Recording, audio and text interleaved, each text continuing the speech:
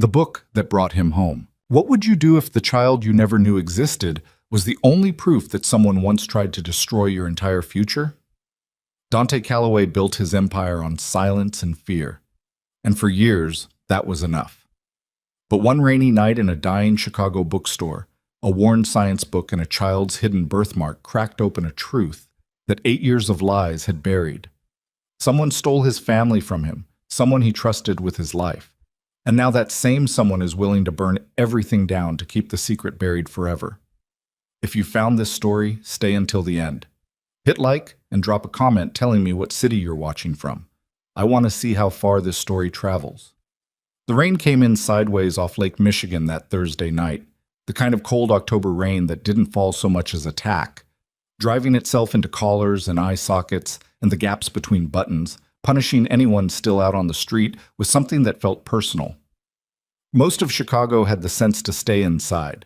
The bars on West Addison were packed with bodies pressed 3 deep against the counter, steam rising off wet jackets, everyone pretending the weather was an excuse and not just the usual Thursday loneliness wearing a different coat. Dante Calloway didn't drink in bars anymore. He stood outside the black SUV idling at the corner of Halsted and Waverly, hands loose at his sides, watching the street the way a man watches something he's already decided to walk away from. He was 41 years old and looked it in the jaw. The hard set of it, the slight gray threading his temples. But his eyes were younger than the rest of him in a way that made people uncomfortable. Eyes that still wanted things. That was the problem, always had been, the wanting. "We can circle the block again," Marcus said from the driver's seat. Marcus Pruitt, 34, 6'3", who had been driving Dante for 6 years and who never once asked a question Dante didn't invite. "No." Dante pulled his coat tighter. "I'll walk." Marcus said nothing. That was the arrangement. The street Dante walked down was called Maplewood, though no maples had stood here since before either of them was born, the city having long ago replaced every living thing with concrete and sodium light. The block was caught between what it used to be and what the developers hadn't finished making it into. 3 empty storefronts with brown paper in the windows, a dry cleaner's with a handwritten closed sign taped at an angle, a laundromat leaking yellow light and the smell of fabric softener into the wet night. And at the end of the block, nearly swallowed by the buildings pressing in on both sides, a bookstore. "Whitmore's Books," said the sign above the door, the lettering painted directly onto the glass in a style that suggested the 1970s and no graphic design budget. The lights inside were still on, warm and amber against the rain-black night, and through the smeared glass, Dante could see shelves packed floor to ceiling with the kind of disorganized abundance that only happened when the owner actually read the books. There was a small display in the window.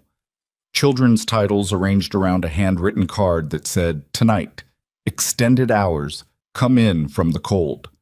Dante was not a man who walked into bookstores. He stood there for a moment, rain tapping at his shoulders, and couldn't have told you what made him reach for the door handle.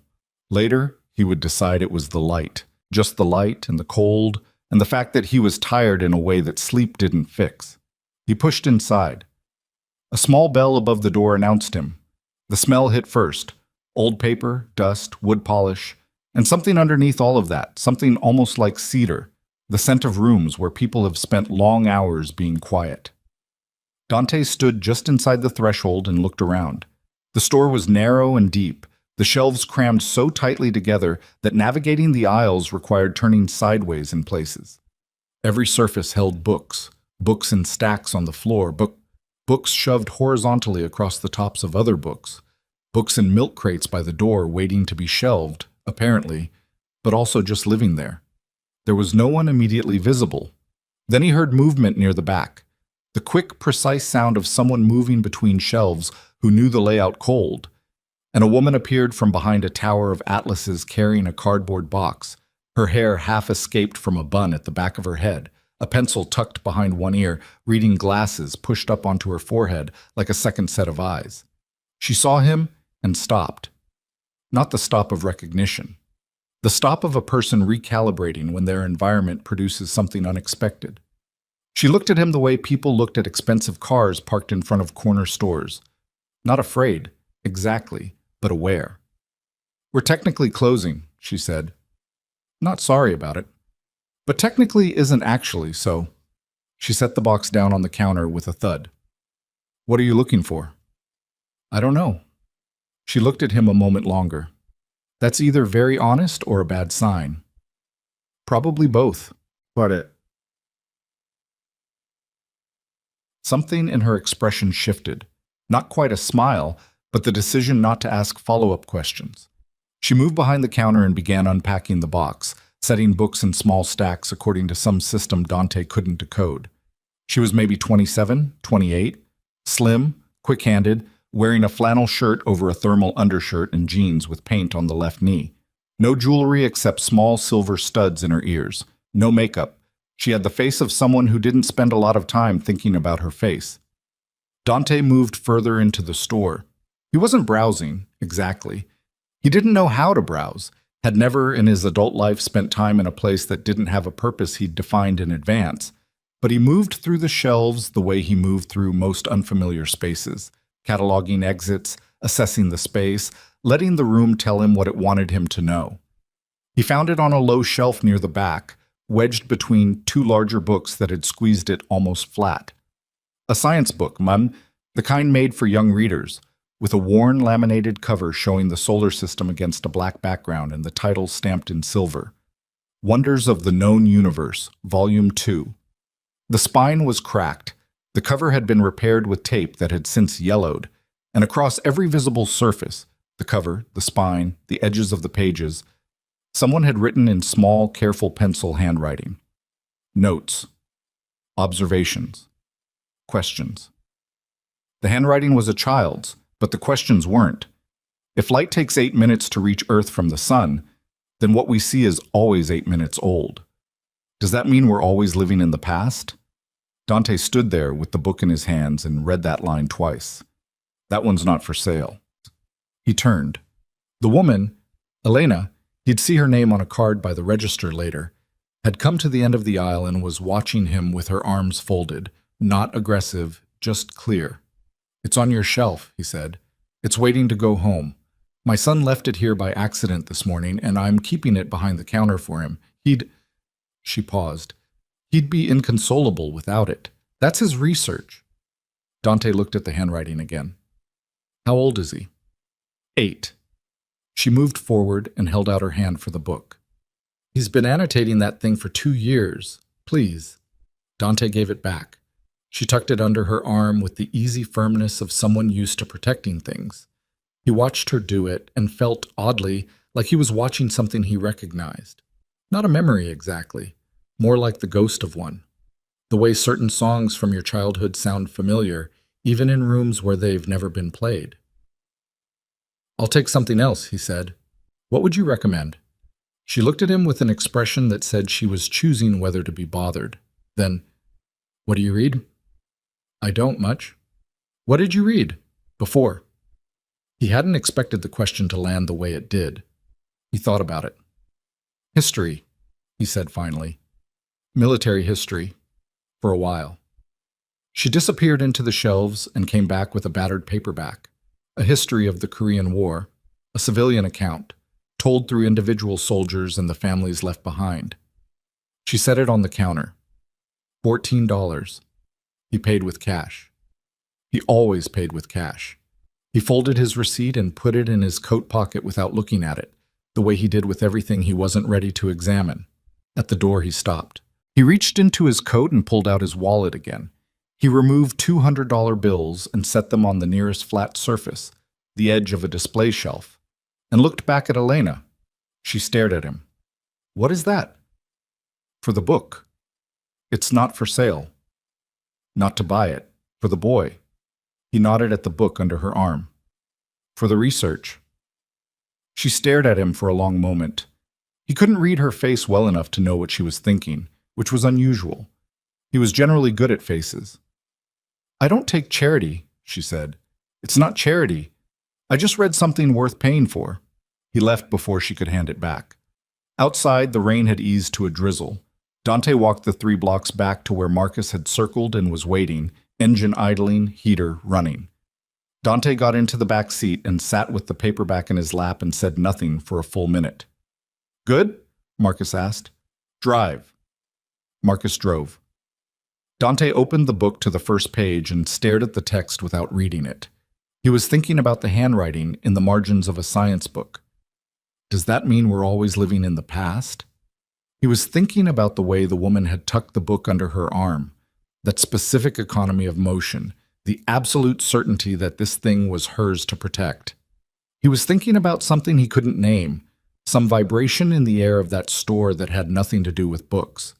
He told himself to stop thinking about it. He was not successful. He had a meeting at 11. He always had a meeting at 11 on Thursdays, a sit-down with the three men who ran the operational side of what Dante's organization controlled across the North Side, a territory that had taken 12 years to build and required constant maintenance the way old buildings required constant maintenance, always something crumbling somewhere, always something that needed reinforcement before it failed. The meeting took place in the back room of a restaurant on North Clark that Dante technically owned through a shell company, in a private room with no windows and a single door that Marcus stood in front of for the duration. The three men were named Reeves, Cho, and Paulson. Reeves was 52 and had been with the family since before Dante took over. Cho was 38 and had come up through the docks operation, smart, methodical, difficult to read. Paulson was the youngest at 31 and the most aggressive, always pushing for expansion, always seeing opportunity where Dante saw risk. The item on the agenda tonight was a supply chain problem on the west side, a distribution arrangement that was being pressured by a competing operation moving in from Cicero, backed by money that hadn't been there 6 months ago. New money, which meant outside money, which meant someone had decided to invest in Chicago's underside without first having a conversation with the people who already lived there. We push back, Paulson said. He was leaning forward with his forearms on the table, the way he always leaned when he was excited about something. Hard. You let this go 2 more weeks, they think we're soft. We're not soft, Dante said. I know that, you know that. Do they know that? Dante looked at Reeves.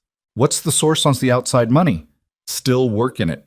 Reeves had the flat affect of a man who had long ago made peace with delivering incomplete information. Whoever it is, they're using intermediaries. 4 layers at minimum, not local. Dante leaned back. He had a headache that had started sometime around 10 and hadn't let up. Find out where the money comes from before we do anything. I'm not starting a fight I don't understand. We might not have the time to find out where the money comes from. Paulson sat back with the barely contained frustration of a man who had learned, through painful experience, that arguing with Dante Calloway past a certain point was like arguing with load-bearing walls. You could try. The wall didn't care. The meeting ended at 12:30. Dante rode home in silence. He lived in a condominium in Lincoln Park, the 4th floor, a corner unit with floor-to-ceiling windows that looked out over the park toward the lake. He'd bought it 8 years ago when he first took control of the family operation, and in 8 years he had done essentially nothing to personalize it.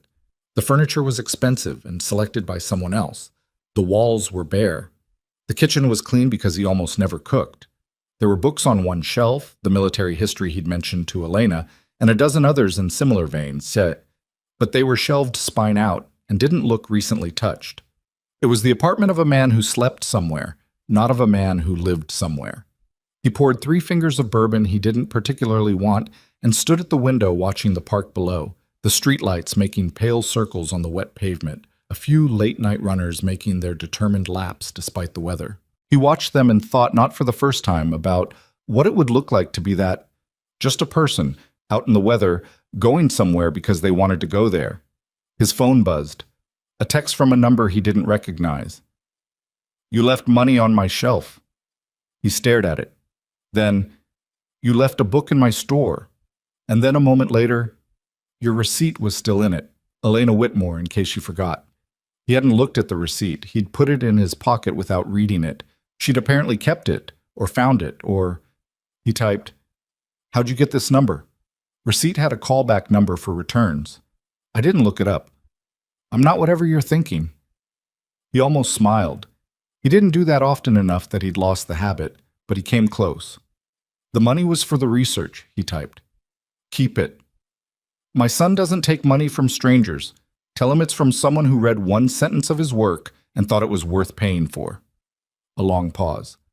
Long enough that he thought she'd decided not to respond. Then, what sentence? The one about living in the past. Another pause. He's going to ask me who you are. Tell him it doesn't matter. She didn't respond after that.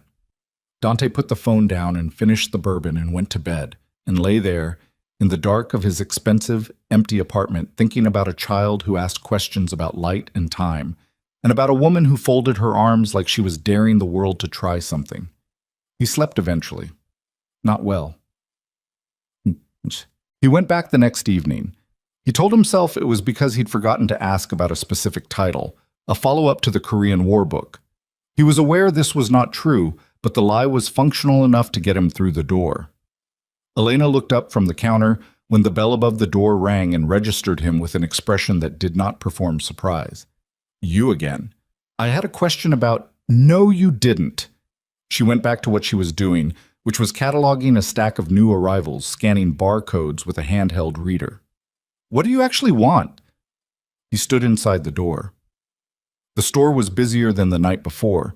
Not crowded, but 3 or 4 customers moving through the shelves, a woman in the children's section reading aloud to a toddler, an older man in the history section who seemed to be having an argument with a book. Dante moved to the counter and stood with his hands in his pockets. I wanted to know if your son liked the book, he said. Elena set down the scanner. She looked at him with the careful attention of someone deciding how much to reveal. He asked about you. What did he ask? He asked if you were smart. I said I didn't know. A pause. He said anyone who understood that sentence was probably smart. He has opinions. How old did you say he was? 8. Something in her posture shifted slightly. Not defensive, more like she was measuring him. Why? Just wondering. He moved to the window display and looked at it without really seeing it. 8 years old. Born in— He did the math automatically, without intending to. Born roughly 9 years ago, maybe 9.5. Which placed the conception at— He stopped the math. Where it was going was nowhere he had a right to go based on nothing but a stranger's child and a sentence in a book. Is he here? Dante asked. He's in the back room. He does homework here after school. Her voice was perfectly level. He's not available for inspection. I know what you are, Elena said quietly. The sentence landed in the air between them and didn't go away. Dante turned to look at her. She was watching him with the same careful, measuring expression, and he understood that this was not a woman who frightened easily and not a woman who said things she hadn't thought through. What am I? He said. A man people are afraid of. She held his gaze. I've lived in this neighborhood 15 years. I know who runs what on the north side.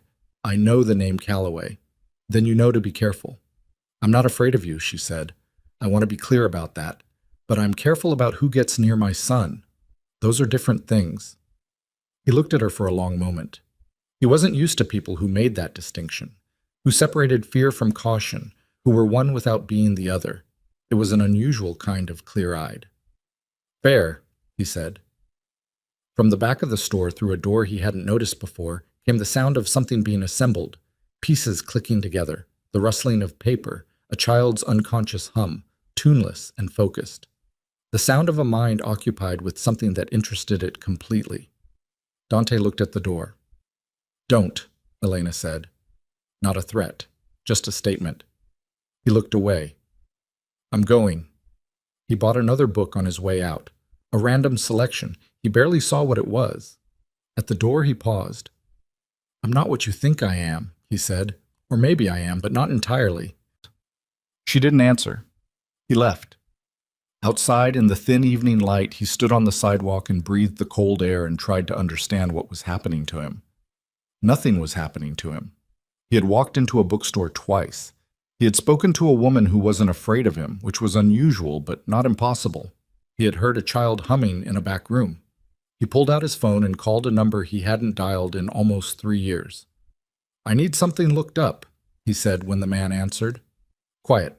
Just background. A woman named Elena Whitmore. She runs a bookstore on Maplewood. I want to know everything about her, and I want it by morning." He hung up and walked back to the car. Okay. The file arrived at 6 in the morning, delivered to his encrypted email by a man named Greer, who had done this kind of work for Dante since the early days, and who had the discretion of someone who understood, viscerally, what happened to people who didn't have it. Dante read it at his kitchen table with coffee, going cold beside him. Elena Catherine Whitmore, 27 years old, born in Rockford, Illinois. Parents both deceased, father from a heart attack when she was 19, mother 2 years later from something the file didn't specify. She'd moved to Chicago at 20 for college, a literature degree from DePaul that she'd apparently never finished, leaving in her second year. She'd worked at Whitmore's Books since then. The store had belonged to her mother's sister, who'd died 4 years ago and left it to Elena. She had a small apartment above the store. She owed money on the building but was current on the payments. She drove a 10-year-old Civic. She had one outstanding parking ticket from 2021. No criminal record, no connections to anyone in Dante's world. And then, one dependent, minor child, male, Milo James Whitmore, 8 years old. Father, not listed on birth certificate. Dante read that line again. Father, not listed. He put the paper down flat on the table. He picked up his coffee. He set it back down without drinking it. He was aware of a sound in his own chest.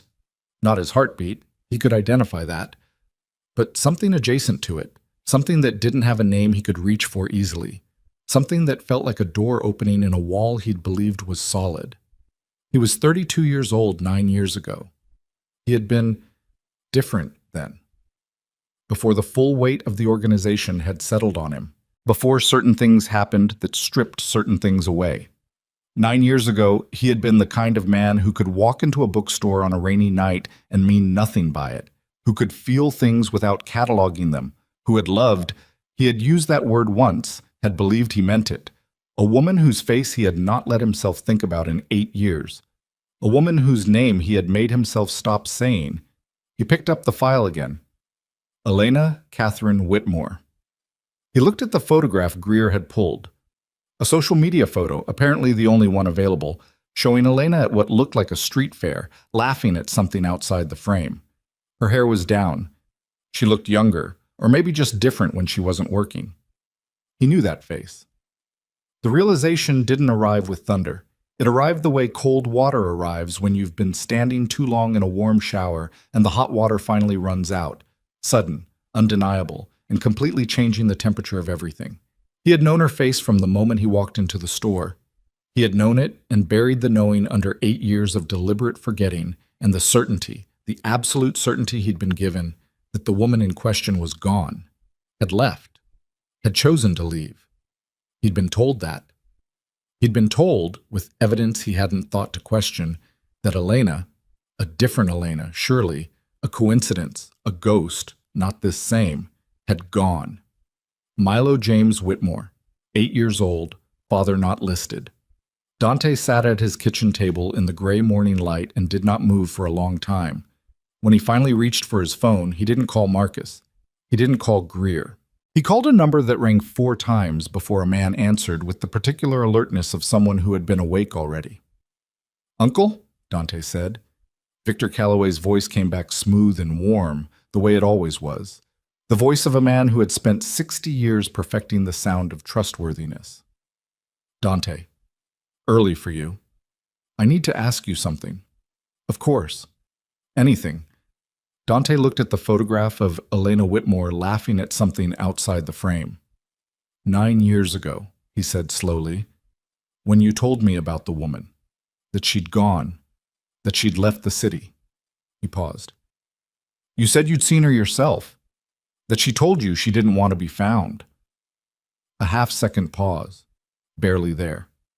That's right. Were you lying to me? The pause this time was longer, long enough to mean something, long enough that all the smooth warmth in Victor Calloway's voice couldn't quite bridge the gap before it returned. Dante, what's brought this on? Answer the question. Of course I wasn't. Victor, Dante's voice was very quiet. Don't. Silence on the line. And in that silence, in the specific quality of it, the silence of a man choosing what to say next rather than simply saying the true thing, Dante heard everything he needed to hear. He ended the call. He sat for another long moment. Then he stood up, put on his coat, and drove to Maplewood Street. Well, it was 7:15 in the morning when he parked across the street from Whitmore's Books. The store was closed. The closed sign in the door, the amber lights off inside. But the lights in the apartment above were on, a warm yellow rectangle in the pale gray morning, and through the thin curtain Dante could see the silhouette of movement. Someone making breakfast, maybe, getting a child ready for school. He sat in the car and watched the window. After about 10 minutes, the front door of the building, not the store entrance but a side door, residential, opened, and Elena Whitmore came out in a heavy coat, a knit hat pulled down over her ears, a backpack over one shoulder. She was holding a thermos in one hand. Behind her came the boy. Dante saw the boy, and something happened to his breathing. He was small for 8, or maybe average, Dante had no reference, with dark hair cut in a slightly uneven line across his forehead that suggested Elena had done it herself. He wore a puffy jacket in navy blue and carried a backpack covered in what appeared to be solar system stickers. He was talking as he came through the door, animated, his hands moving in the quick, emphatic gestures of a child explaining something he found deeply important. Elena was listening and nodding, and Dante could see from across the street that she was only half present, doing the morning math of getting somewhere on time. But she was listening, really listening, the kind that shows in the angle of a person's head. And the boy knew it, could feel the quality of her attention, and was building on it. They started walking down the sidewalk, headed toward the school 3 blocks over. Dante knew without knowing how he knew. And as they turned at the corner, the boy reached up to tug at his collar, adjusting something. The zipper catch, maybe, or the tag. And for one moment, in the pale morning light, the collar of his jacket pulled down and Dante saw it. On the right side of the boy's neck, just below the jawline, a mark. Small, irregular. The deep reddish-brown color of old port wine. A birthmark. Dante's hands tightened on the steering wheel until his knuckles went white.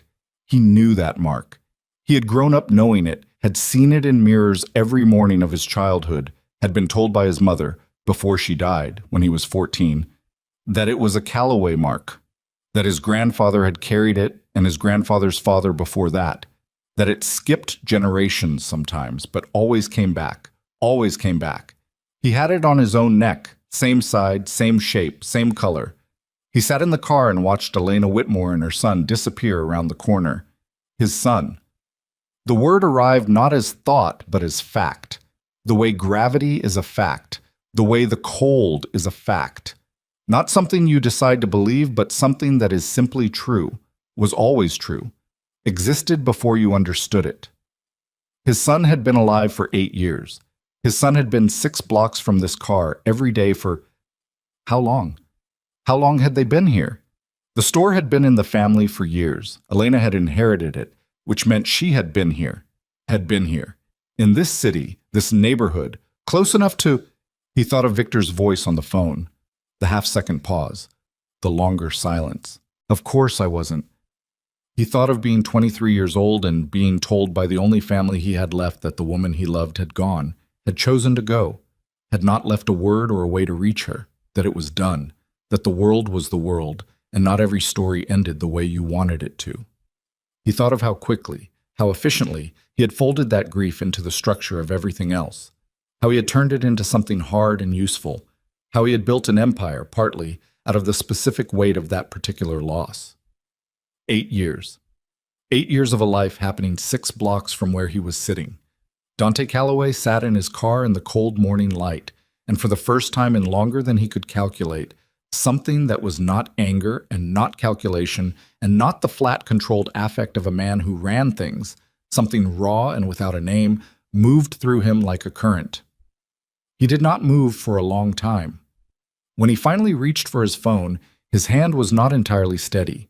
He had to know the truth before he did anything, had to know all of it, not just what he suspected, not just what a birthmark and a silence on a phone line suggested, but the full shape of what had been done, and by whom, and for what reason.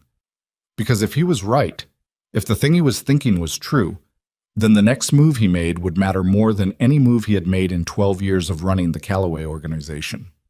And he needed to make it without destroying what he was only just beginning to understand he had. He needed to make it without destroying her, without destroying the boy who left handwritten questions in the margins of science books, without destroying himself, which was, possibly, the hardest part. He started the car. He drove past the corner where they'd turned. He didn't stop, but he looked. That night, Dante's investigator sent a second file. Inside it was a single document, a handwritten letter 9 years old that had never been delivered. A letter in a woman's handwriting addressed to Dante Callaway that began, "I don't know if you'll ever read this, but I need you to know you're going to be a father." The letter had been intercepted. The evidence of who intercepted it was attached, and the name at the bottom of that evidence was the same name that had been in Dante's life since the beginning, the same name that answered the phone that morning with the voice of a man performing trustworthiness, the same name that had for 9 years stood between Dante Callaway and everything that mattered. The letter was 4 pages long. Dante read it 3 times at his kitchen table, and by the 3rd time through he had stopped registering the words individually and was simply sitting with the fact of it, the physical fact of paper that had been held by her hands, written in her handwriting, folded and sealed and addressed and then taken. Intercepted was the word Greer had used in the attached note, clinical and precise, but what it meant was taken. Stolen. Buried in whatever filing system Victor Callaway used to manage the pieces of other people's lives he had decided to repurpose. The letter was dated 9 years and 3 months ago.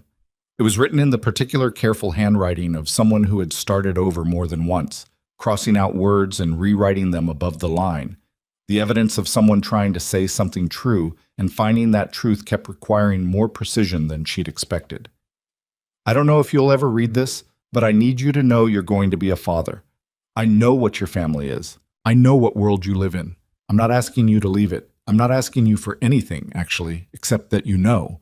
Because I think you have a right to know, and because I think I might be wrong about this. I've been wrong before. I think you'd want to. If you don't respond, I'll understand. I'll figure it out. I'm good at figuring things out. But if you do, if any part of you wants to, I'm still here. I'm not going anywhere." She had signed it with her full name, Elena Catherine Whitmore, like she wanted him to be able to find her, like she was making it as easy as possible for him to find his way back if he wanted to. He had never seen it. Greer's accompanying documentation was thorough in the specific way that Greer's work always was. No editorializing, just chain of evidence. The letter had been given to Victor Callaway by a courier who had been paid to intercept Elena's mail during the period when Dante and Elena had been, the word Greer had used was associated, which covered everything and nothing. Victor had paid the courier. Victor had kept the letter. The documentation showed a payment record, a name, a date, everything Greer could reconstruct from 9-year-old financial records that Victor had apparently never thought to fully destroy, because Victor was a man who trusted his own architecture so completely that he hadn't imagined anyone would ever look this carefully at the foundation. Dante folded the letter and put it in the inside pocket of his jacket, against his chest. He sat for a moment with his hands flat on the table. Then he picked up his phone and called Marcus. "I need you to find out where Victor is tonight," he said. Quietly. "Don't use the usual channels. Use your own." Marcus, to his credit, asked no questions. "Give me an hour." "You have 40 minutes. He spent those 40 minutes doing something he hadn't done in years. He sat still. Not the deliberate stillness of a man controlling a room, not the calculated quiet he deployed in meetings when he wanted people to feel the weight of his attention. Just stillness.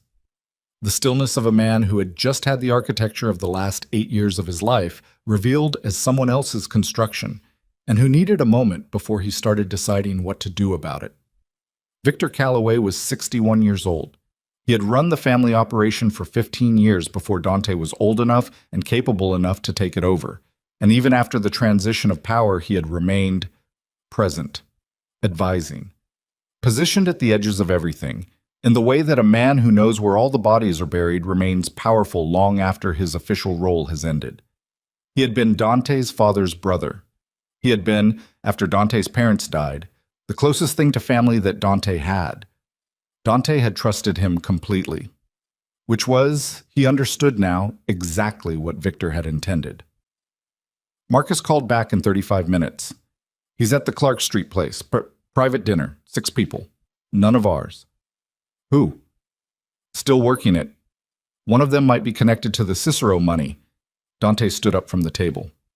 I'm coming in. Dante? Marcus's voice carried something unusual in it, a careful quality, like a man choosing his footing on uncertain ground. Whatever you're thinking, maybe sleep on it. I'm not going to sleep on it. I know, I'm just noting that as an option that exists. Noted. He picked up his coat. 20 minutes. The Clark Street place was a private club, not the kind with a sign or a membership card, the kind that existed through reputation and the specific social architecture of men who had money and wanted to spend it in rooms where no one would photograph them. Dante had been there a dozen times. He knew the back entrance, knew which of the staff were on his payroll and which weren't, knew that the private dining room on the second floor had a connecting hallway that let him approach from the east side of the building without walking through the main room. He went in through the kitchen. The chef, a compact Honduran man named Felix, who had been cooking in this kitchen for 11 years and who had learned through several instructive experiences not to react when Dante Calloway came in through his back door, looked up from a sauce he was reducing and said nothing. Dante nodded at him. Felix nodded back and returned to his sauce. The hallway outside the kitchen smelled like old carpet and cooking fat. Dante moved through it quickly, not running, just moving at the specific pace of a man who owned whatever room he was in. He reached the east corridor of the second floor and stopped outside the door of the private dining room, which was closed. He could hear Victor's voice through the door, not the words, the cadence. That particular warm, measured cadence that Dante had heard at dinner tables and in strategy meetings, and in the specific intimate tone Victor used when he was building something with a person, creating the sense of confidence, of shared purpose, of being the only 2 people in the room who really understood each other. Dante had watched him do it 100 times with 100 different people, and had always thought of it as a skill, as something admirable, the gift of making people feel seen. He understood now it was something else entirely. He opened the door. Victor was at the head of a table set for 6, 5 other men arranged around him in the specific seating pattern of a conversation that had been going on for a while and had reached a comfortable middle point. The men were mid-50s to mid-60s, the look of money that was old enough to be comfortable and new enough to still want more. One of them, a heavy-set man with silver hair and the careful posture of someone who worked out because his doctor told him to, Dante recognized as a name connected to the western suburbs, Cicero money, exactly as Marcus had suspected. All 6 men turned when the door opened. Victor's face did something complex and very fast. A sequence of expressions that moved through surprise and calculation and arrived in about a quarter of a second at warmth. Dante, he smiled. I didn't know you were coming tonight. I know, Dante said. He looked at the 5 other men. Give us the room. A silence. The men looked at Victor. Victor's smile held, but something behind his eyes shifted. A rapid internal recalibration, the adjusting of position by a man who understood that the geometry of the situation had just changed. Gentlemen, Victor said, with the ease of someone who had been managing rooms for 40 years, would you give us just a few minutes? There's brandy in the lounge. The 5 men left with the slightly hurried efficiency of people who had been in enough rooms to know when they should not be in one. The door closed behind the last of them. Victor remained seated. He picked up his wine glass and held it without drinking. Dante, sit down. I'll stand. You're being dramatic. Victor. Dante's voice was very quiet. He pulled the letter from his inside pocket and set it on the table in front of his uncle. I found this. Victor looked at the letter.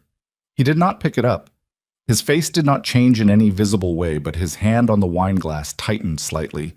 Just slightly, the adjustment of grip that happened below conscious control. Dante had spent 20 years reading men in rooms, and he didn't miss it. Where did you get that? Victor said. Does it matter? It matters to me. It doesn't matter to me that it matters to you. Dante moved to the chair nearest Victor and sat down, leaning forward, elbows on the table, putting himself in Victor's eye line at close range. 9 years ago, you told me she left. You told me she made a choice and I needed to respect it. You were very— He paused, choosing the word kind about it. You sat with me. You had a drink with me. You said these things happen, that the world she came from and the world we lived in were incompatible, that she was smart enough to know it. Victor said nothing. You had already intercepted her letter, Dante said. You already knew she was pregnant. You sat across from me and had a drink and told me to let her go, and you already knew. Dante, how long have you known about the boy? The silence stretched. Victor set his wine glass down very carefully on the table. He looked at Dante with the eyes of a man who has spent his entire life making calculations and is now making one that needs to be exactly right. Let me explain something to you, Victor said, and his voice had shifted, the warmth gone, replaced by something more direct, less performed. The voice of a man talking to another man, without the gloss. You were 23 years old. You were barely holding the organization together after your father died. I had just spent 15 years building that structure, and I handed it to you because you were family, and because I believed you could do it. What you were becoming, was not compatible with a child, with a family, with that life. That wasn't your decision to make. Someone had to make it. That wasn't your decision, Dante said again, each word separate and deliberate. You would have walked away. Victor leaned forward. You would have walked away from everything I built, everything your father built, everything that was supposed to go to you and through you and beyond you, for a woman you'd known 8 months, for a situation that would have destroyed your focus and gotten you killed within a year. I saved your life. You stole my son. The words fell between them like something dropped from a height, and the sound they made was not loud, but it was final, the sound of a thing that couldn't be unsaid and that changed the shape of everything around it. Victor sat back. He looked at Dante for a long moment. You didn't know you had a son until— I know now. Dante, listen to me carefully. Victor's voice had gone very level, the tone of a man making an argument he believes in. That boy has a life. The woman has a life. You going in there and detonating yourself in the middle of it? What does that accomplish? What does it give them? You're going to show up and tell her you know, and then what? You pull them into this world? You make them targets? I'm not asking for your analysis. You need it anyway, because you're sitting here wanting to feel something and you're going to make a decision based on that feeling that you cannot take back. Like the decision you made 9 years ago? Victor's jaw tightened. That's different. How? Not a question, a wall. Victor looked at him. In the quiet, Dante could hear the muffled sounds of the building around them. Somewhere below, a bar, glasses, low music. The ordinary sounds of the world continuing while this particular room held still. I did what I thought was right for the family, Victor said finally. I know you believe that, Dante said. That's what makes it worse. He stood up. He picked up the letter and put it back in his pocket. I'm going to look into what you've been doing, he said. All of it. The decisions you've made without telling me, the arrangements you've had in place. I'm going to look at all of it.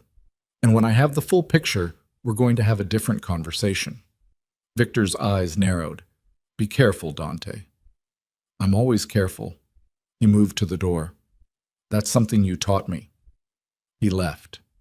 He didn't go to the bookstore. Not that night. Not the next day.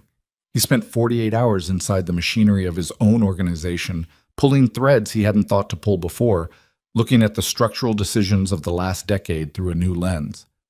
What he found was not shocking, not individually, not in isolation, but in aggregate. It built a picture of a man who had spent years positioning himself inside Dante's operation as something more than an advisor. Financial arrangements that had Victor's fingerprints on them, routed through enough layers to be invisible if you weren't looking. Alliances with people outside the organization that predated Dante's leadership and had never been disclosed. The Cicero money, the new money pressing at the West Side operation, traced back through 4 careful degrees of separation to a holding company that Victor had an interest in. Victor was funding the competition, not to destroy Dante, to pressure him.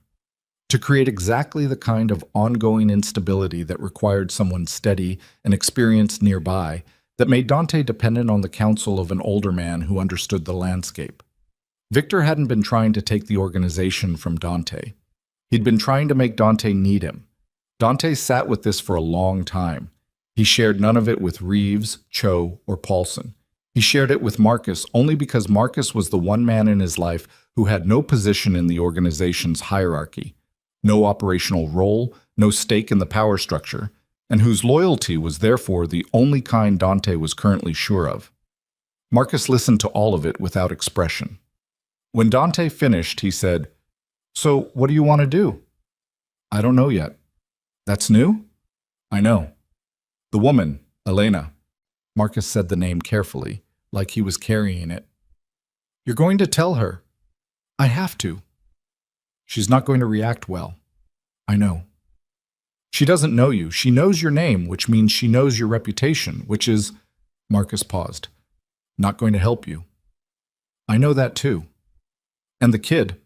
Dante said nothing. "You can't walk in there and tell an 8-year-old boy that his father is—" Marcus stopped. Started again. "You're going to need to think about what you want this to look like. Because there's no version of this that isn't complicated, and the version where you go in without a plan is the worst one." "I'm not going in without a plan." "What's the plan?" Dante looked at him. "I haven't finished making it." Marcus nodded slowly. "Okay." He put the car in drive. "Where to?" "Maplewood Street." "I thought you didn't have a plan." "I don't have a finished plan. That's different from no plan." He went in on a Saturday afternoon when the store would have the kind of casual foot traffic that let a person enter without it meaning something, without the focused weight of an after-hours visit announcing itself. He wore ordinary clothes, dark jeans, a gray jacket, nothing that cost what his clothes usually cost. He looked, he hoped, like a person who was just there. The store was warm and slightly chaotic in the way that Saturday afternoons in small spaces always were. 2 couples browsing, a teenager sitting cross-legged on the floor in the science section, reading something she clearly intended to buy at some point, a man asking Elena questions about a gift for his wife with the helpless energy of someone who had never bought a book as a present before. Dante moved to a shelf near the back and stood with a book in his hands and watched Elena work. She was good at it. That was the thing he kept noticing. Not just competent, but genuinely good. The kind of good that came from caring about the thing itself, rather than just performing the function. She remembered what people had bought before. She asked follow-up questions that actually connected to the answers she'd gotten. She pulled books from shelves with the confidence of someone who had read them, could tell you not just what they were about, but what it felt like to read them. The man with the gift question left with 3 books and an expression of relieved gratitude. Elena turned and saw Dante. A pause, a recalibration similar to the one she'd done the first night, but shorter now, more practiced. "Third time," she said. "I need to talk to you." "I'm working." "I know. I'll wait." She looked at him. Whatever she saw in his face, and he was not today trying to control what she saw, made her expression shift, not toward fear, toward something more careful and less dismissible. "Milo's in the back," she said quietly. "I know." "Whatever you need to say, you're not saying it in front of him." "Agreed." She held his gaze for another moment. Then she turned and called to the teenager on the floor. "Casey, can you watch the counter for 20 minutes? Door alarm's on." Casey looked up, assessed the situation with the quick social intelligence of a teenager who worked part-time and understood what 20 minutes meant in adult context, and nodded. Elena came around the counter and tilted her head toward the back. The back room was half storage and half Milo's domain.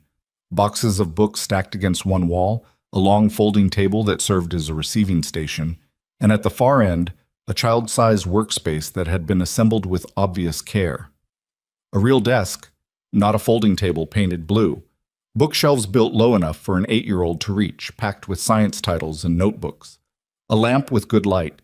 A magnetic board covered in handwritten notes and diagrams. Milo was at the desk, both elbows on the surface, face about 6 inches from a notebook he was writing in, entirely absorbed. He had his mother's way of being in a room. the quality of presence that didn't need to assert itself. He looked up when they entered, and Dante saw his own face looking back at him. Not entirely, not a photograph, not a copy, but the underlying architecture was unmistakable. The set of the jaw, the particular way the eyes sat in the face, the dark quality of the hair, and on the right side of his neck, where the collar of his shirt had opened slightly, the birthmark, the exact shape, the exact color. Dante stopped breathing for a moment. Milo looked at him with calm curiosity. "You're the man from the bookstore," he said. "You bought my book." "Milo," Elena's voice was level. "Go next door to Mrs. Callahan's for a bit. Take your notebook." "But I'm in the middle of—" "Milo." The boy looked between them with the specific intelligence of a child who understood that something was happening in the room that wasn't about him, but might be about him, and who had learned to trust his mother's tone on these distinctions. He closed his notebook and picked it up. He crossed to the door and then stopped, looking at Dante. "Did you read the book?" he asked. Dante found his voice. "Some of it." "Did you read my notes?" "Yes." The boy looked at him steadily. "Did you think they were stupid?" "No," Dante said. "I thought they were the smartest thing I'd read in a long time." Something moved through Milo's expression, the contained, serious pleasure of someone who had been told a true thing by a person they suspected of meaning it. He nodded once, solemnly, and went out through the door. Elena closed it behind him. She turned to face Dante with her arms folded and her back straight, and her eyes carrying the specific look of a woman who had been managing difficult situations alone for a long time and was not about to stop now. "Talk," she said. Dante reached into his jacket and brought out the letter. He held it out to her. She didn't take it immediately. She looked at it. The aged paper, the familiar fold, and her face did something he'd never seen it do. All the careful control, the careful fortification of it, shifted, not collapsed. Shifted, like a wall that had been built to withstand weather and was now encountering something it hadn't been built for. She took it with 2 fingers like she needed to be careful about how much of herself touched it. She unfolded it and read the first line, and her jaw tightened and her eyes closed for exactly 2 seconds. When she opened them, she looked at him. "Where did you get this?" "It was intercepted. By someone close to me. Someone who decided—" He stopped. "I didn't know," he said. "I want you to understand that. I was told you left. I was told you'd chosen not to be in contact. I believed it. I shouldn't have, but I did." "You believed I left?"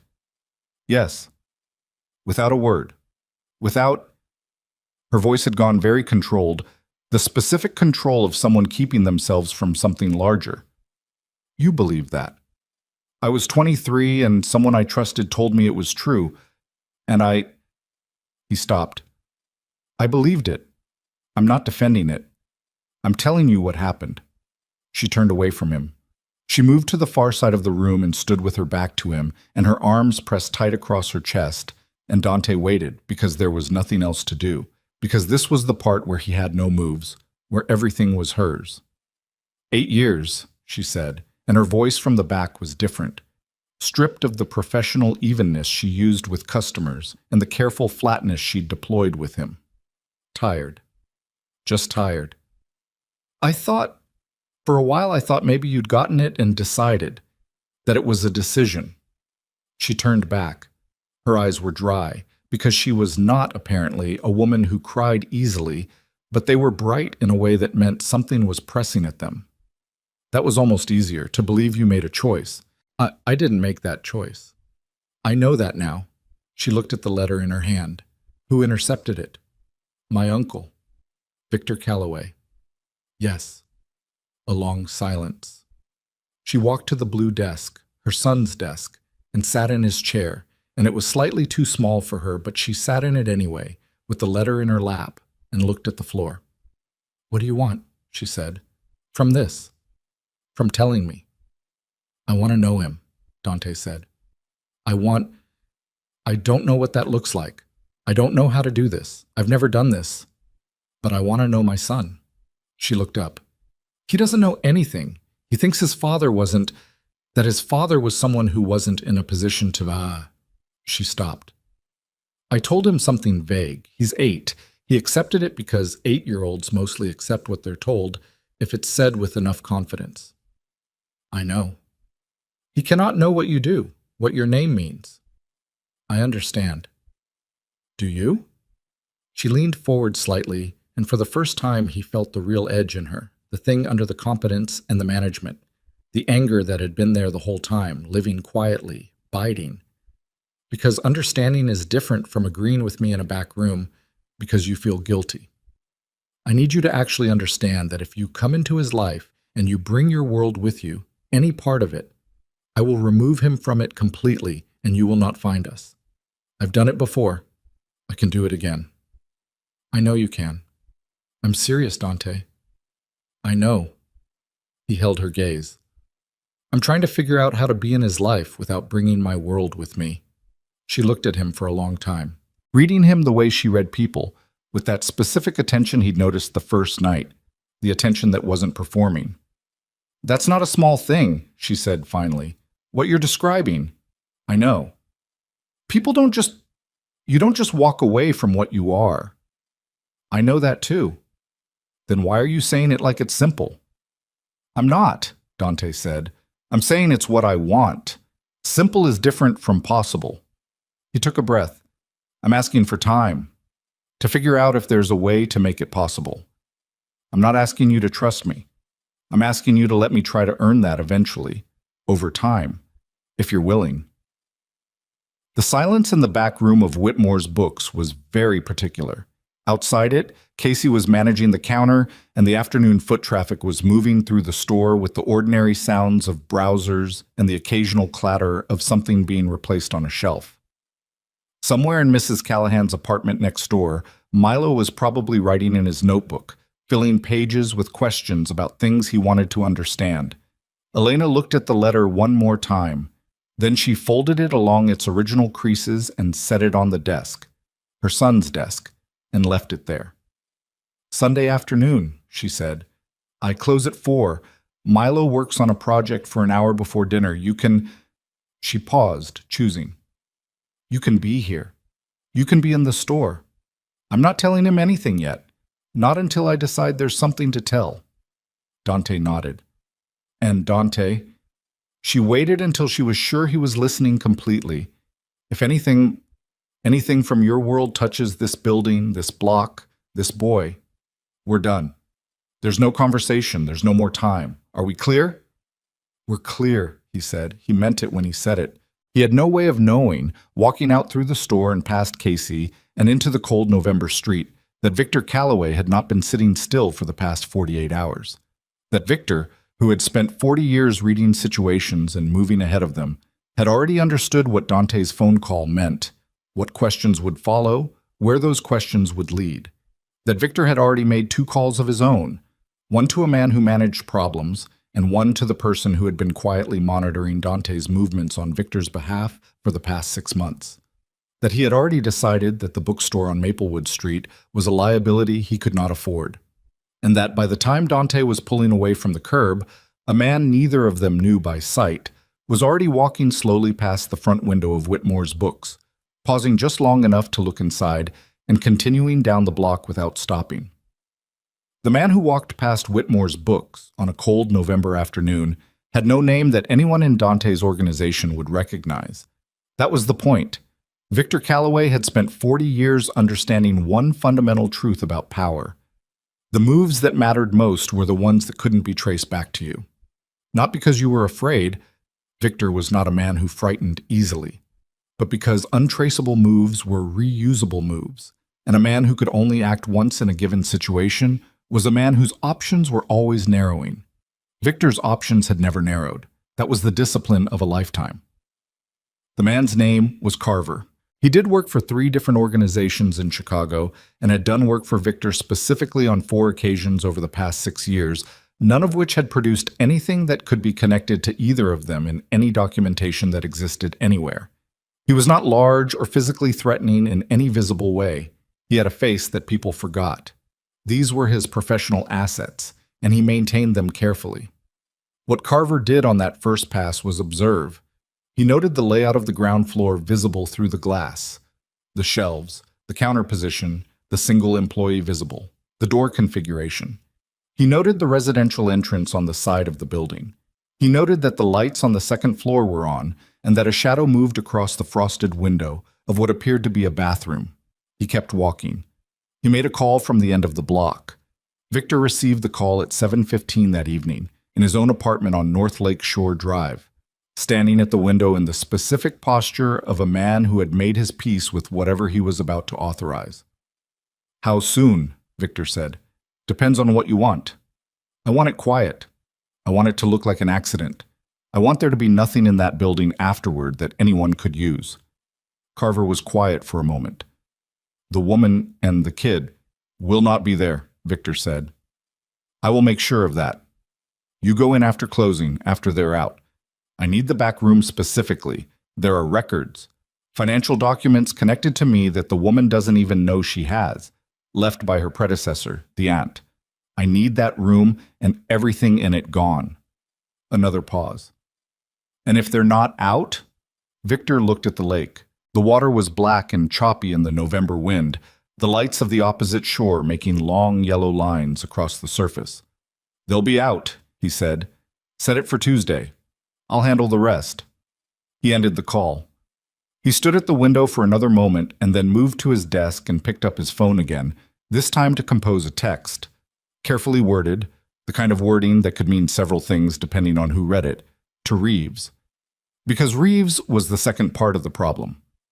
Reeves, who had been with the Callaway operation for 22 years, longer than Dante had been in charge, longer even than Dante's father's final years. Reeves, who Dante trusted with operational details that he didn't share with Cho or Paulson.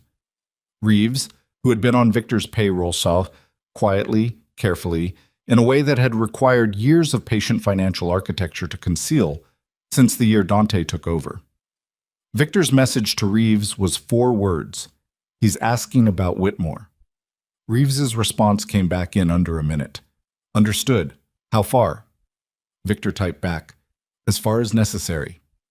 Dante didn't know about Reeves yet. That was the thing about the architecture of a long deception. It didn't reveal itself all at once. You pulled one thread and found the thread behind it, and behind that one was another, and the full shape of the thing only became visible once you'd unraveled enough of it to see the pattern. Dante had found the financial connections to the Cicero money. He had found the intercepted letter. He had not yet found Reeves. Sunday afternoon arrived cold and bright, the kind of November day that made Chicago look beautiful from inside and brutal from outside, the light crystalline and merciless. Dante arrived at Whitmore's at 3:45. He parked a block away and walked, hands in his pockets, and stood outside the store for a moment before going in. Through the glass, he could see the store in its late afternoon state, quieter than Saturday, the kind of Sunday light that made everything look slightly more serious. Elena was at the counter with a cup of coffee. A single customer was browsing near the front. Through the doorway to the back room, just visible at this angle, he could see the edge of the blue desk, a small hand moving across a notebook page. He went inside. Elena looked up. Whatever she had resolved over the past day, she had arrived at a version of it that she was going to hold to. He could see that in the set of her jaw, the deliberate evenness of her expression. Not warm, not cold, controlled. "He's working on something for school," she said quietly. "He gets frustrated when he's interrupted. Just be in the space. Don't push." Dante nodded. He moved to a chair near the door to the back room and sat in it and picked up a book from the stack beside it and opened it without registering what it was. He was not reading. He was listening to the sound of a child's pencil moving across paper and trying to understand what he was doing in this room and what it was going to cost, and whether the cost was something he could actually pay. After about 20 minutes, the sound of the pencil stopped. A beat. Then Milo appeared in the doorway. He looked at Dante with the same calm curiosity as before. The look of a child who had been raised to assess things directly rather than to perform either friendliness or wariness. He was wearing a sweatshirt with a diagram of the Milky Way on the front. His notebook was under his arm. "You're here again," Milo said. "I am." "Mom said you might come." He considered this. She didn't say why. I like bookstores, Dante said. It was the lamest thing he'd said in recent memory. He was aware of that. Milo looked at him with the expression of someone who has been told a thing that is technically true, but is clearly not the whole truth, and who is deciding whether to press it. You don't look like someone who likes bookstores, he said finally. You look like someone who works. What does someone who works look like? Like they're always thinking about something that isn't in the room. Milo sat down on the floor near the doorway, cross-legged, notebook open on his knees. My mom looks like that sometimes, but she also likes the store. You don't look like you like the store. I like it more than I expected to. Milo appeared to accept this as a marginal improvement. He looked down at his notebook. I'm working on a problem, he said, with the tone of someone who doesn't particularly need a response, but also doesn't object to one. What kind of problem? About light. How we measure distance and space using light years. But the thing is, he looked up, suddenly animated, the full-body engagement of a child whose mind had locked onto something. The thing is, the further away something is, the older the light we see from it. So when astronomers say they're looking at a galaxy 13 billion light years away, they're actually looking at what that galaxy looked like 13 billion years ago. It might not even exist anymore. Dante said nothing for a moment. You're bothered by that. Aren't you? Milo looked at him with genuine puzzlement. You're looking at something that might be gone. You think you're seeing something real, but you're actually seeing a memory. The universe is full of memories that look like the present. Dante sat with that for a moment. Yeah, he said quietly. That bothers me. Something shifted in Milo's expression, the small recalibration of a child who has found an unexpected point of contact. He looked back at his notebook. Most adults say that's just how it is. They stop being bothered by it. I think that's a mistake, Dante said. Milo nodded seriously. Me too. Elena appeared in the back room doorway. She had been listening. Dante could tell from the quality of her stillness when she stepped into the frame, and whatever she had heard had moved something in her face that she was now carefully reassembling into neutrality. She looked at her son. Dinner in 20 minutes. Finish your notes. Milo went back to writing. Elena looked at Dante. He looked back at her. Nothing was said. Nothing needed to be, right at that moment. The silence was not comfortable. It was full of everything that hadn't been resolved and wouldn't be quickly. But it was not hostile either. It was the silence of two people who were in the same room with the same impossible thing and were, for the moment, just enduring it together. Dante left at 5. He walked back to the car in the cold blue evening and sat in the driver's seat. He'd driven himself today, no Marcus, and put both hands on the wheel and breathed for a while. His phone buzzed. Reeves. Something you should know. Come in tonight. He met Reeves at the restaurant on North Clark at 8. Private room, same as always. Reeves was already there when Dante arrived, standing near the window with a glass of water and the expression of a man who had rehearsed what he was about to say and was now discovering that the rehearsal hadn't fully prepared him. Dante sat down. What is it? I need to tell you something, Reeves said, and I need you to hear it before you react. Then tell me. Reeves sat down across from him. He set his water glass down with the particular care of someone buying themselves a half second. The Cicero operation, the outside money pressing at the west side. I know where it comes from, Dante said. Victor. Reeves's jaw tightened, a small, involuntary thing. You know. I found it 3 days ago. What about it? There's more than that. Reeves met his eyes. The Cicero money isn't just pressure, it's a setup.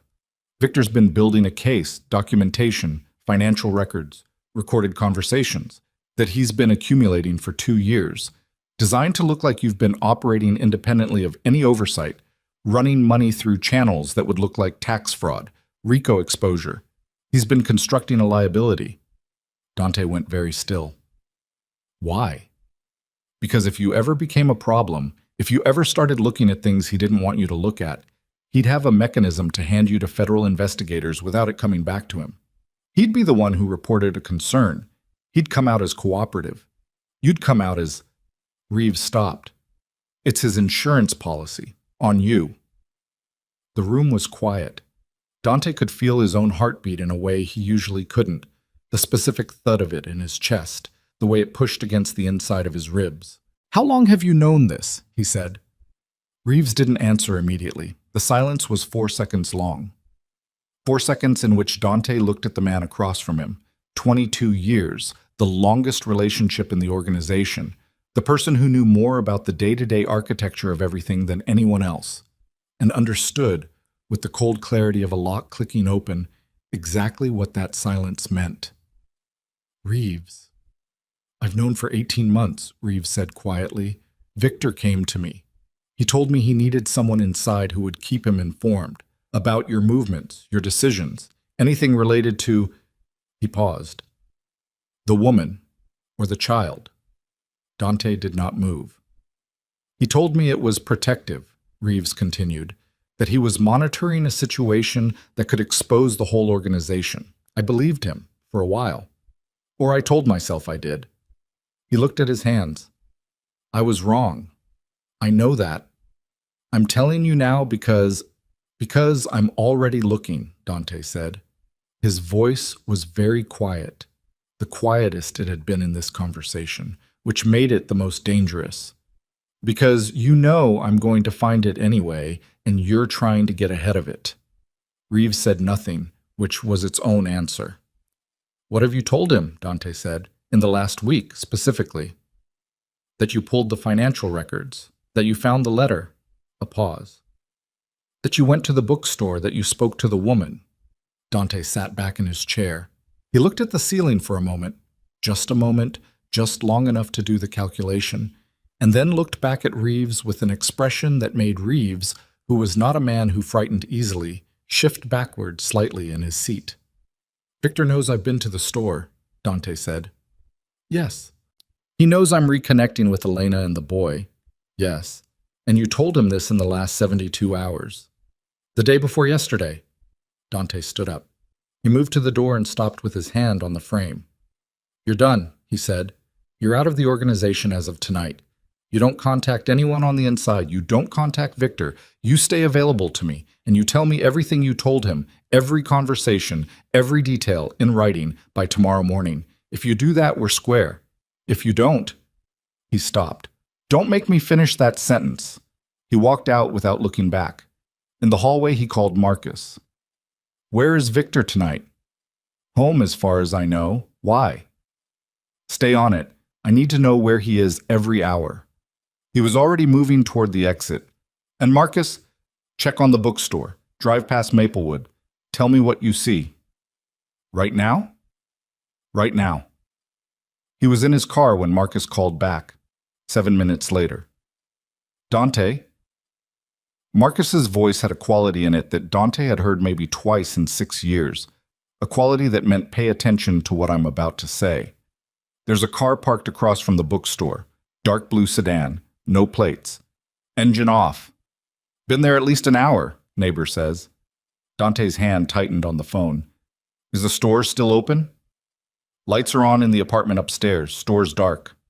"She's up there," Dante said. "Elena and Milo are up there." "Looks like it." He was already pulling out of the parking lot. "Move the car," he said. "Whoever's in it, move them. I don't care how. Get them away from that block." "If I do that, Victor knows we made the car." "I know. Do it anyway." He accelerated onto North Clark. "I'm 7 minutes out." Marcus said, "There's something else." Dante said, "Say it." "The car isn't alone. There's a second one. East end of the block. I didn't see it at first because it's in the alley." The cold that moved through Dante then had nothing to do with the November air coming through the climate vents. It was the cold of a man who had been in enough dangerous situations to recognize the configuration of one, the specific geometry of 2 vehicles on opposite ends of a block, covering both exits. "This isn't surveillance," Dante said. "No," Marcus said. "It's not." "How long do I have?" "I don't know. Could be tonight. Could be they're waiting for the lights to go off upstairs." "Get me there," Dante said, and pushed the accelerator to the floor. He ran 2 red lights on the way. He was 4 blocks out when his phone rang. Not Marcus, a number he didn't recognize, and he answered it on instinct. Victor's voice came through, and it was different from any version of Victor's voice Dante had heard before. No warmth, no performance, just the voice of a man who had decided to stop maintaining the architecture. "I know where you're going," Victor said. "Call them off." "Listen to me very carefully, Dante. What you're doing right now, going to that woman, building a connection to that child, is going to destroy everything, not just our operation. Everything. The federal case I've been building as insurance is one phone call from becoming active. I have 2 years of documentation that paints you in ways that would mean 15 to 20 years. I'm not threatening you. I'm telling you the reality of the situation." Dante said nothing. He was driving. "Walk away from Maplewood Street," Victor said. "Tonight, permanently. Go home. And I will call my people off, and none of this needs to go further. You go back to what you're good at. I stay where I am. The woman and the child continue their lives without interference. You put a car outside her building. I put a car outside a building to protect my interests. She has a child in that apartment, Victor. Then this is very simple." Victor's voice was very level. "Walk away, and the child stays safe. Press this, and I cannot control what happens next. Those are the only options." 3 blocks out, 2. "You told me," Dante said, "when I was 23 years old and my father had just died, that family was the only thing that mattered. You said it at the funeral. You said it at every dinner for the next decade. You built everything we did on that word." "Dante, you have 1 minute to call your people off that block," Dante said. 1 minute. After that, whatever happens is on you." He ended the call. He turned onto Maplewood Street. The dark blue sedan was exactly where Marcus had described it, parked with its nose toward the bookstore, the streetlight catching the slight gloss of its roof. As Dante came down the block, he could see the shape of someone in the driver's seat. 1 person, possibly 2. He pulled up behind the sedan and stopped. He got out of the car. The driver's door of the sedan opened at the same time, and the man who stepped out was not Carver. Dante didn't know Carver, but was someone else entirely, someone Dante recognized from the edges of his own organization, a face he'd seen at Victor's side 3 years ago at an event he now wished he'd paid more attention to. The man looked at Dante without surprise.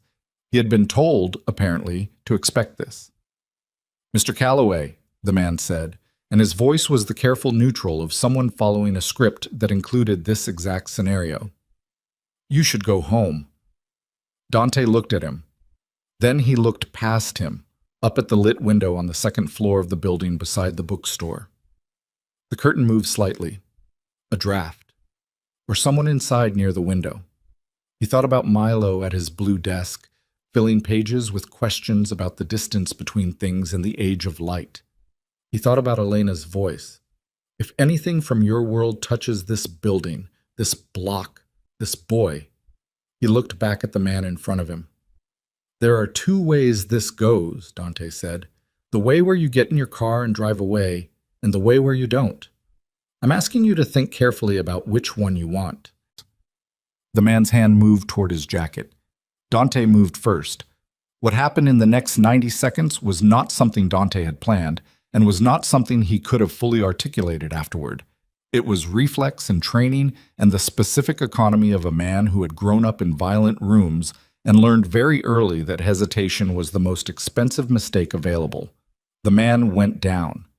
The second person in the sedan, a woman, which Dante hadn't expected, threw the passenger door open and ran, which was the smartest decision she made that evening.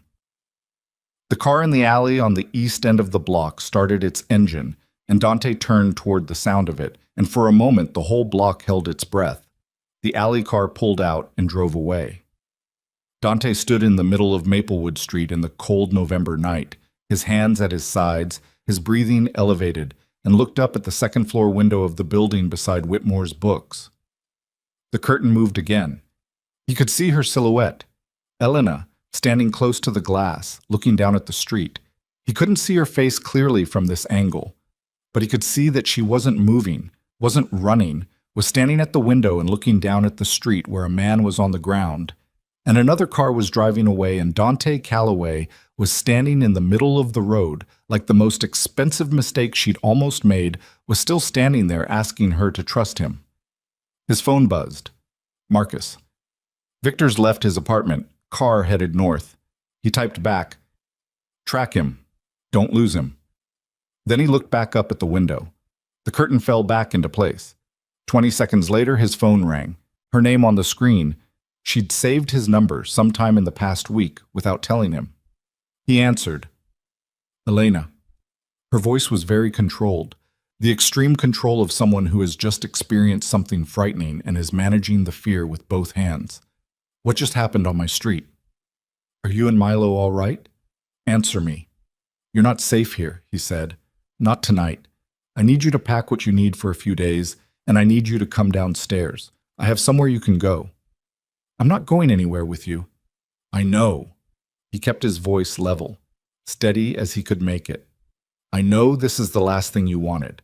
I know this is exactly what you told me not to bring to your door. I understand all of that. And I'm telling you that the person who did this is someone I trusted and someone I was wrong to trust. And I am asking, not telling, to let me get you somewhere safe while I fix it. Silence on the line. Milo's scared, she said, very quietly. He heard something. He won't tell me what he thinks it was, but he heard it. I know. I'm sorry. A long pause. He heard her breathe, heard the deliberate quality of it, the breath of someone choosing. 10 minutes, she said. We'll be downstairs in 10 minutes. He said, I'll be at the door. He ended the call and stood on the cold street and understood with complete clarity that the thing he had wanted, the careful, slow, possible thing he had been trying to construct, was gone. There was no slow version of this anymore. No careful version. Victor had made sure of that. And somewhere in the city tonight, Victor Calloway was in a car headed north. And Dante didn't know yet where he was going, but he knew what it meant that he was moving. It meant Victor had decided that waiting was no longer an option, that the situation had reached the point where his next move needed to be decisive and final, and impossible to walk back from. Which meant Dante had until Victor stopped moving to decide what he was going to do. He looked at the lit window one more time. He thought about a letter that had been written 9 years ago and never delivered. He thought about a boy who believed that the universe was full of memories that looked like the present. He thought about his uncle's voice on the phone, calm, certain. The voice of a man who had never once, in 40 years of making decisions about other people's lives, stopped to ask whether he had the right. Dante picked up his phone. He called a number he had never called from his personal phone before. A number that, when it answered, would set in motion something that couldn't be undone, that would burn down the architecture of the last 12 years as surely as any fire, that would cost him more than he had currently calculated. The phone rang once. A man answered. This is Special Agent Thorne, the voice said. Who am I speaking with? And Dante Calloway, standing on a cold Chicago street outside a bookstore with a child's solar system stickers in the window, said his own name out loud for the first time to a federal agent, and felt the ground shift permanently beneath everything he had built. Special Agent Thorne was 38 years old and had been working organized crime cases out of the Chicago field office for 11 years. And in 11 years, he had received exactly one phone call like this one. A principal, not an informant, not a lawyer, not a third-party intermediary, but the actual person at the center of an open investigation calling from his personal phone and saying his own name without being asked. He had learned over 11 years not to let surprise show in his voice. Mr. Calloway, Thorne said, this is unexpected. I need 48 hours, Dante said. He was still standing on Maplewood Street. The man on the ground had not moved. The night air was very cold and very still, and Dante's breath made small white clouds that disappeared as fast as they formed. I need 48 hours, and I need a protection detail on a civilian address. Woman and a child. Tonight. That's not how this works. I know how it works. I'm telling you what I need, and I'm telling you what I'm prepared to give you in exchange. A pause. I'm listening. Victor Calloway. Full operational picture. Financial architecture, front companies, the federal liability he's been building as leverage on me, 2 years of documentation he's been constructing, the Cicero connection, names, accounts, The man he's been using for physical work. He paused. Everything. Thorne was quiet for 3 seconds. In Dante's experience, federal agents were quiet for 3 seconds when they were trying not to sound as interested as they were. And what do you want in return? Immunity for the woman, Elena Whitmore. She has no criminal involvement. You can verify that she's clean. But I need it in writing before I say another word. And the 48 hours. And the protection details starting now. The 48 hours is for what? Victor's in a car headed somewhere tonight. He's making a move. I need to be ahead of it before you move on him, or he burns everything and you get nothing. And you know where he's going. Not yet, but I will. He looked at the building beside him. Do we have a deal or not, Agent Thorne? Another pause, longer this time. Dante could hear the specific quality of a man on the other end of a phone, making a calculation he was going to have to justify to people above him, and was choosing his level of confidence carefully. I need to make a call, Thorne said. Give me 20 minutes. You have 50. He ended the call and turned to look at the door of the building. As he did, it opened and Elena came through it first. Coat on, a bag over one shoulder. Her face arranged in the specific expression of a woman who has made a decision she's not entirely sure about and has decided to hold to it anyway. Behind her came Milo, backpack on, navy blue jacket, the solar system stickers catching the streetlight. The boy stopped on the sidewalk and looked at the man on the ground. He looked at Dante. Did you do that? He asked. Yes, Dante said. No point in anything else. Milo considered this with the same steady assessment he brought to everything. Is he dead? No, he'll have a headache. Why did you Milo. Elena's hand found her son's shoulder. Not now. The boy looked at his mother, then back at Dante, and then, in a movement so small it might have been involuntary, he stepped slightly closer to Dante's side of the sidewalk than his mother's, as if making a calculation of his own, in his own 8-year-old terms, about where the protection was coming from tonight. Dante felt that small movement in his chest like a hand pressing against a bruise. Come on, he said quietly. I have somewhere safe. The somewhere safe was an apartment in Wicker Park that Dante maintained under a different name and that appeared in no documentation connected to the Calloway organization. The kind of contingency that men in his position kept ready without ever expecting to need. The way certain people kept emergency bags by their doors. Marcus had the address. No one else. He put Elena and Milo there at 10:15 and stood in the doorway while Elena looked around the space. Clean, furnished simply, nothing personal, with the expression of a woman assessing a room for exits. How long? She said. I don't know yet. 2 days, maybe? Milo has school. I know. She looked at him. What is happening? He told her enough. Not everything. Not the call to Thorne, not the full shape of what he was setting in motion. But enough. Victor. The threat. The fact that the people outside her building tonight were there because of choices Dante had made and should have made differently and was now trying to fix. She listened without interrupting, which was harder than it looked. He could see the effort of it. When he finished, she said, You brought this here. Yes. You told me you wouldn't. I know. I was wrong to believe I could keep them separate. He held her gaze. I'm not asking you to forgive that right now. I'm asking you to stay put and let me fix it. A long pause.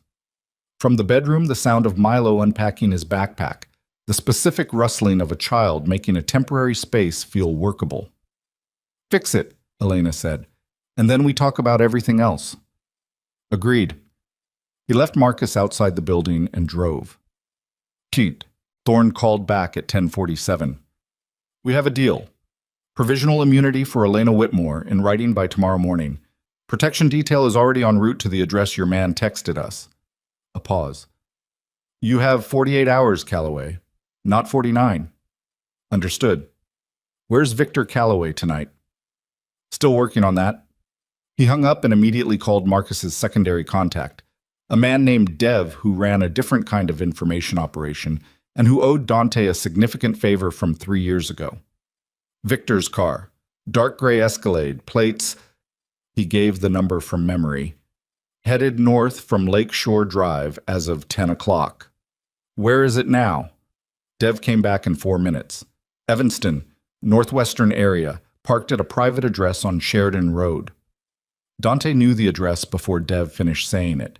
It was a house that had belonged to a man named Garrett Foss, a retired federal judge, golf buddy of Victor's. The kind of social connection that existed in the dim space between the legitimate world and the one Dante operated in. Foss had died 2 years ago.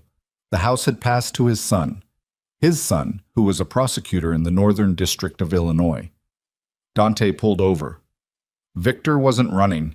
Victor was visiting a prosecutor. He was activating the insurance. Dante had thought he had 48 hours. He had been wrong about that. He called Thorne back immediately. Victor Calloway is at a residential address in Evanston, Sheridan Road. He's meeting with someone in the Northern District. I don't know the name yet, but he's activating a prepared documentation package. 2 years of financial records designed to frame me for RICO violations. If that package gets filed in the next few hours, your deal with me becomes complicated. Thorne's voice went sharp and efficient. Address. Dante gave it. What are you going to do? What we do, Thorne said. Stay out of the way. I can't do that. Calloway. There are people in that building, Dante said. Not just Victor. If your people roll up with badges and lights, Victor burns the documentation before you get through the door. He's been planning this for 2 years. He has a protocol. A silence. What are you suggesting? Thorne said carefully. I'm suggesting you let me go in first.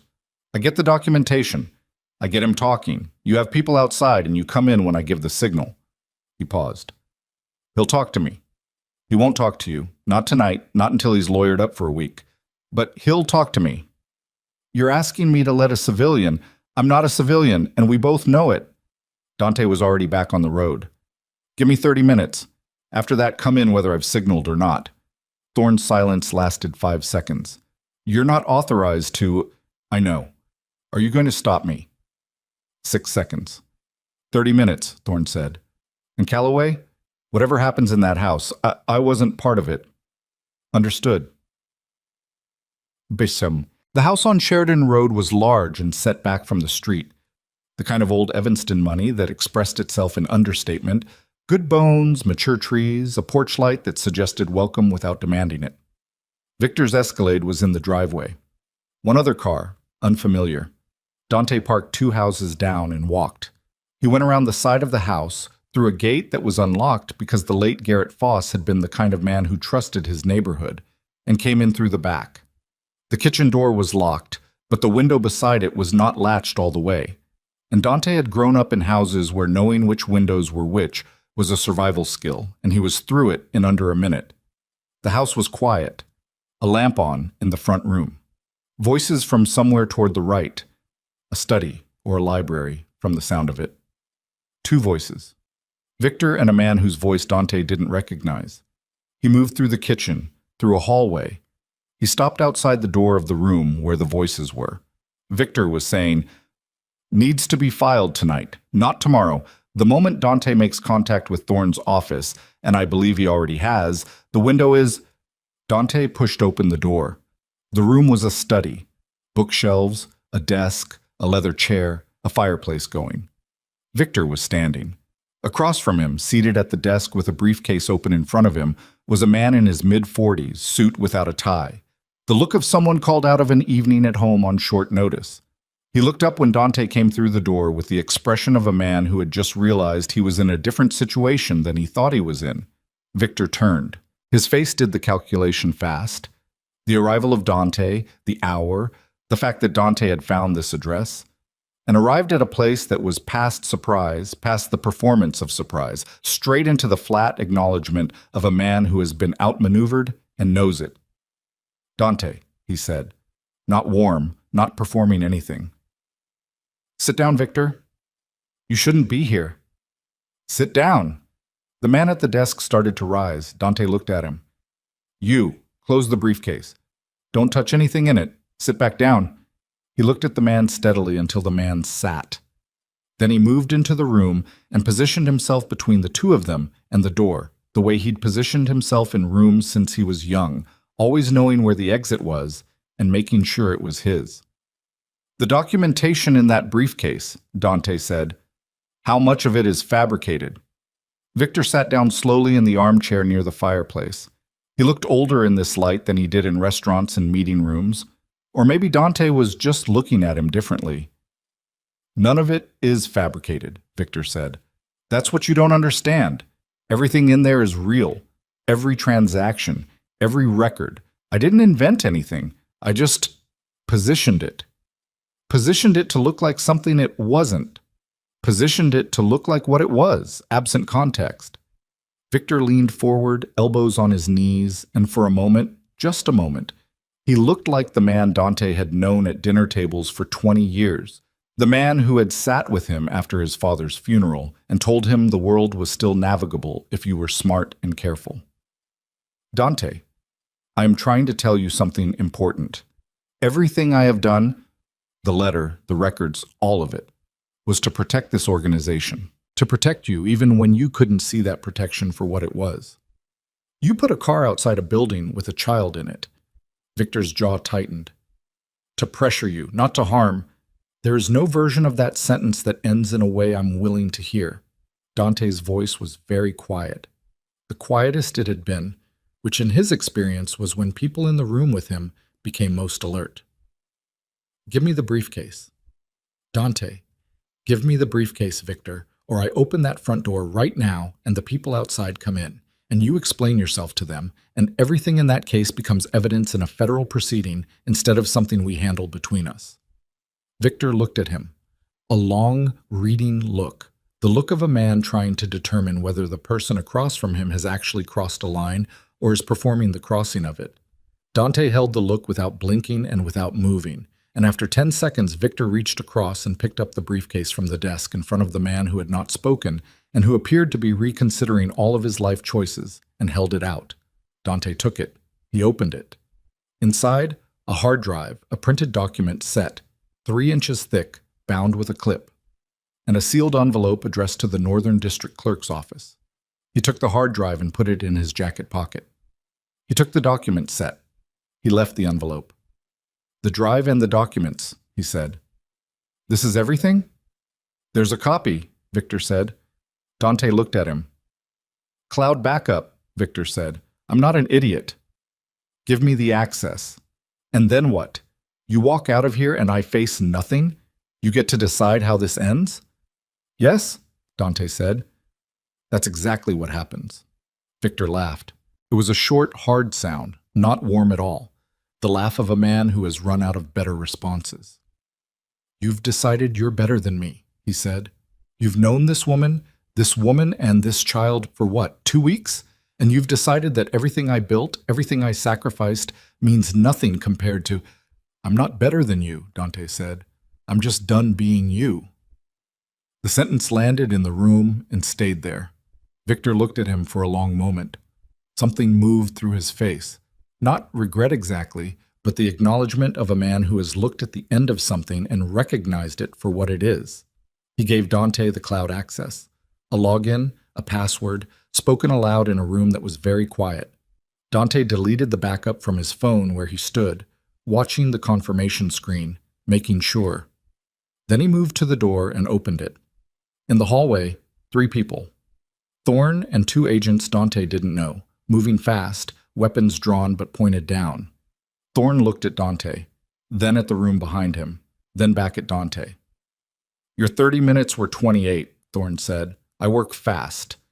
Dante handed him the document set and the hard drive. Victor Calloway. The man at the desk is a witness. I don't know what he knows, but I'd ask him before he remembers he needs a lawyer. Thorne looked at the material in his hands. This is everything, 2 years of it. Dante moved past him toward the front door. We're square, Agent Thorne.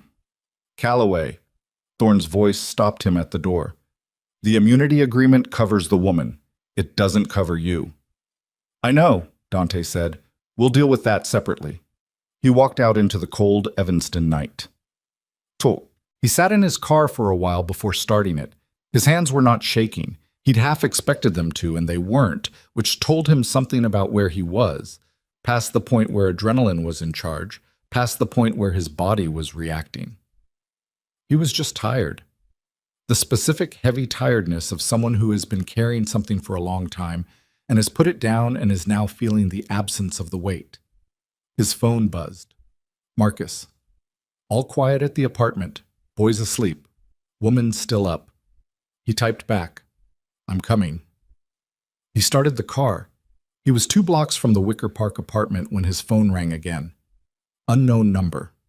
Different. Unknown number. Not the one Elena had used, not Thorne, not anyone in his contacts. He almost didn't answer. He answered. Carver's voice came through. The man Victor had sent to look at the bookstore. The man who had been given the Tuesday instruction. Go in after closing, after they're out. And who Dante did not know existed and had not accounted for. Mr. Calloway, Carver said, I think you've had a busy night. Dante's hand tightened on the wheel. I had an arrangement with your uncle, Carver said. That arrangement has been disrupted. Victor's people reached out an hour ago to tell me the situation had changed. A pause. I don't like when situations change after I've started a job. It leaves me in an awkward position professionally. What do you want? Dante said. What I was going to get paid. The voice was calm and practical, the voice of a man discussing a transaction. Victor was going to pay me to handle something. Victor is now unavailable. I'm an independent contractor, Mr. Calloway. I complete jobs. I don't leave things half done. The job is off. That's not how it works. I'll pay you twice what Victor was paying. A pause. That's a generous offer. Take it and walk away. Here's my problem, Carver said, and his voice stayed calm, practical, the voice of a professional explaining a professional concern. I looked into you tonight while I was waiting. You called a federal agent. I have a contact who monitors that kind of communication. You called Thorne's personal line at 10:47, which means you're cooperating. A pause. Which means everyone connected to Victor Calloway is going to be looked at. Which means I need to make sure there's nothing that connects me to this particular job. No witnesses. No loose ends. The cold went through Dante like a current. The bookstore, he said. I'm standing outside it right now, Carver said. And Dante could hear it in the background. The faint sound of wind, of a street at night. The woman and the child aren't here, which is inconvenient. But you know where they are, don't you? Dante was already doing a U-turn in the middle of the street, tires screaming on the cold asphalt. Don't, Dante said. His voice came out raw in a way he hadn't heard from himself in years. Whatever Victor was paying you, I will triple it. Right now, cash. Tonight. You walk away and you never hear my name again, and I never hear yours. Where are they, Mr. Calloway? If you touch them, where are they? Dante ran a red light. The Wicker Park apartment was 6 minutes away. 6 minutes. He pushed the car to a speed that made the engine pitch differently, that made the streetlights streak. He called Marcus with his other hand, phone between his ear and his shoulder. Marcus picked up on the first ring. There's a man coming, Dante said. Right now, get them out of the building. Don't use the front door, fire escape, back, whatever. Get them out and get moving and call me when you're clear. Dante. Right now, Marcus, move. He heard the line go active on Marcus's end. The sound of him moving, the apartment door, Elena's voice asking something sharp and alert. Marcus saying we have to go, right now. Come on. Dante drove. 5 minutes. The city blurring past, the traffic lights, the turns. His own heartbeat very loud. Marcus called back at the 4-minute mark. We're out. Back exit. Moving east on foot. Stay on the phone. Keep moving. Where's the boy? With us. He's... A pause, the sound of movement. He's keeping up. He's okay. Keep moving. He reached the building at the 5-minute mark and came out of the car at a run, and he saw it before he'd fully processed it. The front door of the building not forced, but standing open, the light in the lobby on. Carver had already been inside. He went in. The lobby was clear. The stairwell door was swinging on its return hinge. Dante took the stairs 2 at a time to the 2nd floor and came out into the hallway and stopped. The apartment door was open. He went through it fast, low, moving to the right the way he'd learned in rooms that might have people in them. Into the main room, clear. Into the kitchen, clear, bedroom door. He pushed it open. The room was empty. The bed was unmade. Milo had been sleeping in it, the covers pushed back, his notebook on the pillow where he'd fallen asleep with it. The window was open, the fire escape visible, the cold air coming in. Marcus had gotten them out. He exhaled. He turned around. Carver was in the doorway of the bedroom. He had come up the fire escape on the other side of the building and come in through the front room window while Dante was clearing the bedroom, and he was standing in the doorway now with a patience that was the most frightening thing about him. The patience of someone who was not excited or afraid, who was just working. "They're gone," Dante said. "Yes." Carver looked at him. "That leaves just you." "That works for me," Dante said. What happened next was not clean or cinematic. It was two men in a small room who both understood what the situation was. And it was fast, and it was brutal, and it involved a lamp and a dresser corner, and Dante's elbow connecting with something that made a sound he felt more than heard. And Carver was good, trained in a way that was specific and professional. But Dante had grown up in rooms where being good was not the same as surviving them, and he was still standing at the end of it, breathing in ragged pulls, his side screaming where Carver had landed something solid against his ribs, his hand bleeding from the lamp. Carver was on the floor, breathing. Dante could see the rise and fall of it. He stood over him for a moment, his own chest heaving, sweat and blood, the cold air from the open window hitting his face. He picked up his phone from where it had fallen. He called Thorne. "I have someone you want," he said. "Wicker Park." He gave the address. He was working for Victor. He came for the woman and the child. He breathed. "Bring a medical unit." "Are you—" "I'm standing," Dante said. "That's enough." He sat down on the floor of the empty bedroom with his back against the bed frame and his knees up and his hands hanging between them. And he breathed, and he looked at the open notebook on the pillow. Milo's notebook, left behind in the hurry, lying there with its pages open to a drawing of the solar system that filled the whole page, each planet labeled in careful 8-year-old handwriting, the distances between them noted in the margins. He reached up and took the notebook from the pillow. He held it in his bloody hands and looked at the drawing. Outside, somewhere in the Wicker Park streets, Marcus was moving with Elena and Milo, keeping them together, keeping them going. He didn't know where yet. He didn't know what came next. Not in the next hour, not in the days after, not in the longer shape of what his life looked like now that he had handed the last 12 years of it to a federal agent on a phone and burned it. He knew the notebook was in his hands. He knew the boy who'd made it was alive. He knew that in the morning, when the light came back, there was going to be an accounting, with Thorne, with whatever remained of the organization, with Elena, with the full weight of what he'd done and what it would cost and what it meant. And he was going to have to stand in that accounting and not flinch from any of it. But right now, in this empty room, with the cold air coming through the window and sirens starting somewhere below, he was just sitting on the floor holding a child's notebook and breathing, and that was enough, and it was going to have to be. His phone lit up. "Marcus. We're safe. Boy's asking where you are." Dante stared at that last line for a long moment, then he typed back, "Tell him I'm coming." He put the notebook inside his jacket, against his chest, next to where the letter had been. He got up. The hospital they took him to was not the nearest one. Marcus had made that call. The nearest hospital was on record as a place the Callaway organization used, which meant it was a place that reporters and certain federal observers had learned to check when something was happening, and tonight was not a night for that kind of attention. So Marcus drove an extra 8 minutes north, which meant Dante sat in the back seat of the car with a folded jacket pressed against his ribs and his eyes on the city moving past the windows, and his breathing the shallow, careful breathing of a man who had learned through experience that deep breaths with damaged ribs were a choice you made once and then regretted. Elena was in the front seat. Milo was beside Dante in the back, sitting very straight, his backpack on his lap, watching Dante with the specific focused attention of someone running a calculation they haven't finished yet. Nobody spoke for the first 3 minutes. Then Milo said, "How bad is it?" "I've had worse," Dante said. "That's not an answer to how bad it is. 2, maybe 3 ribs, probably not broken. Cracked, maybe." "That sounds bad." "It's manageable." Milo was quiet for a moment. Then, "Were you scared?" Dante looked at him.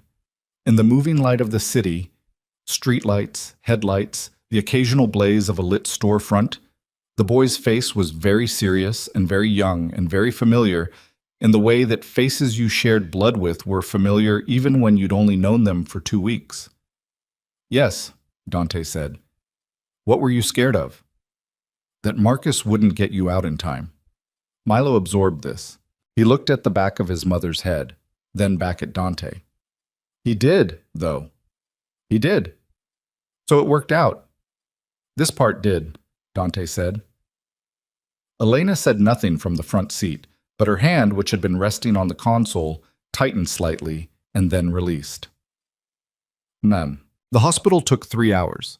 Dante had 2 cracked ribs, not broken, which the attending physician explained with the specific cheerfulness of someone delivering relatively good news in a context where it was still bad news, and a laceration on his left hand that required 4 stitches and produced a quantity of blood that was disproportionate to its actual severity.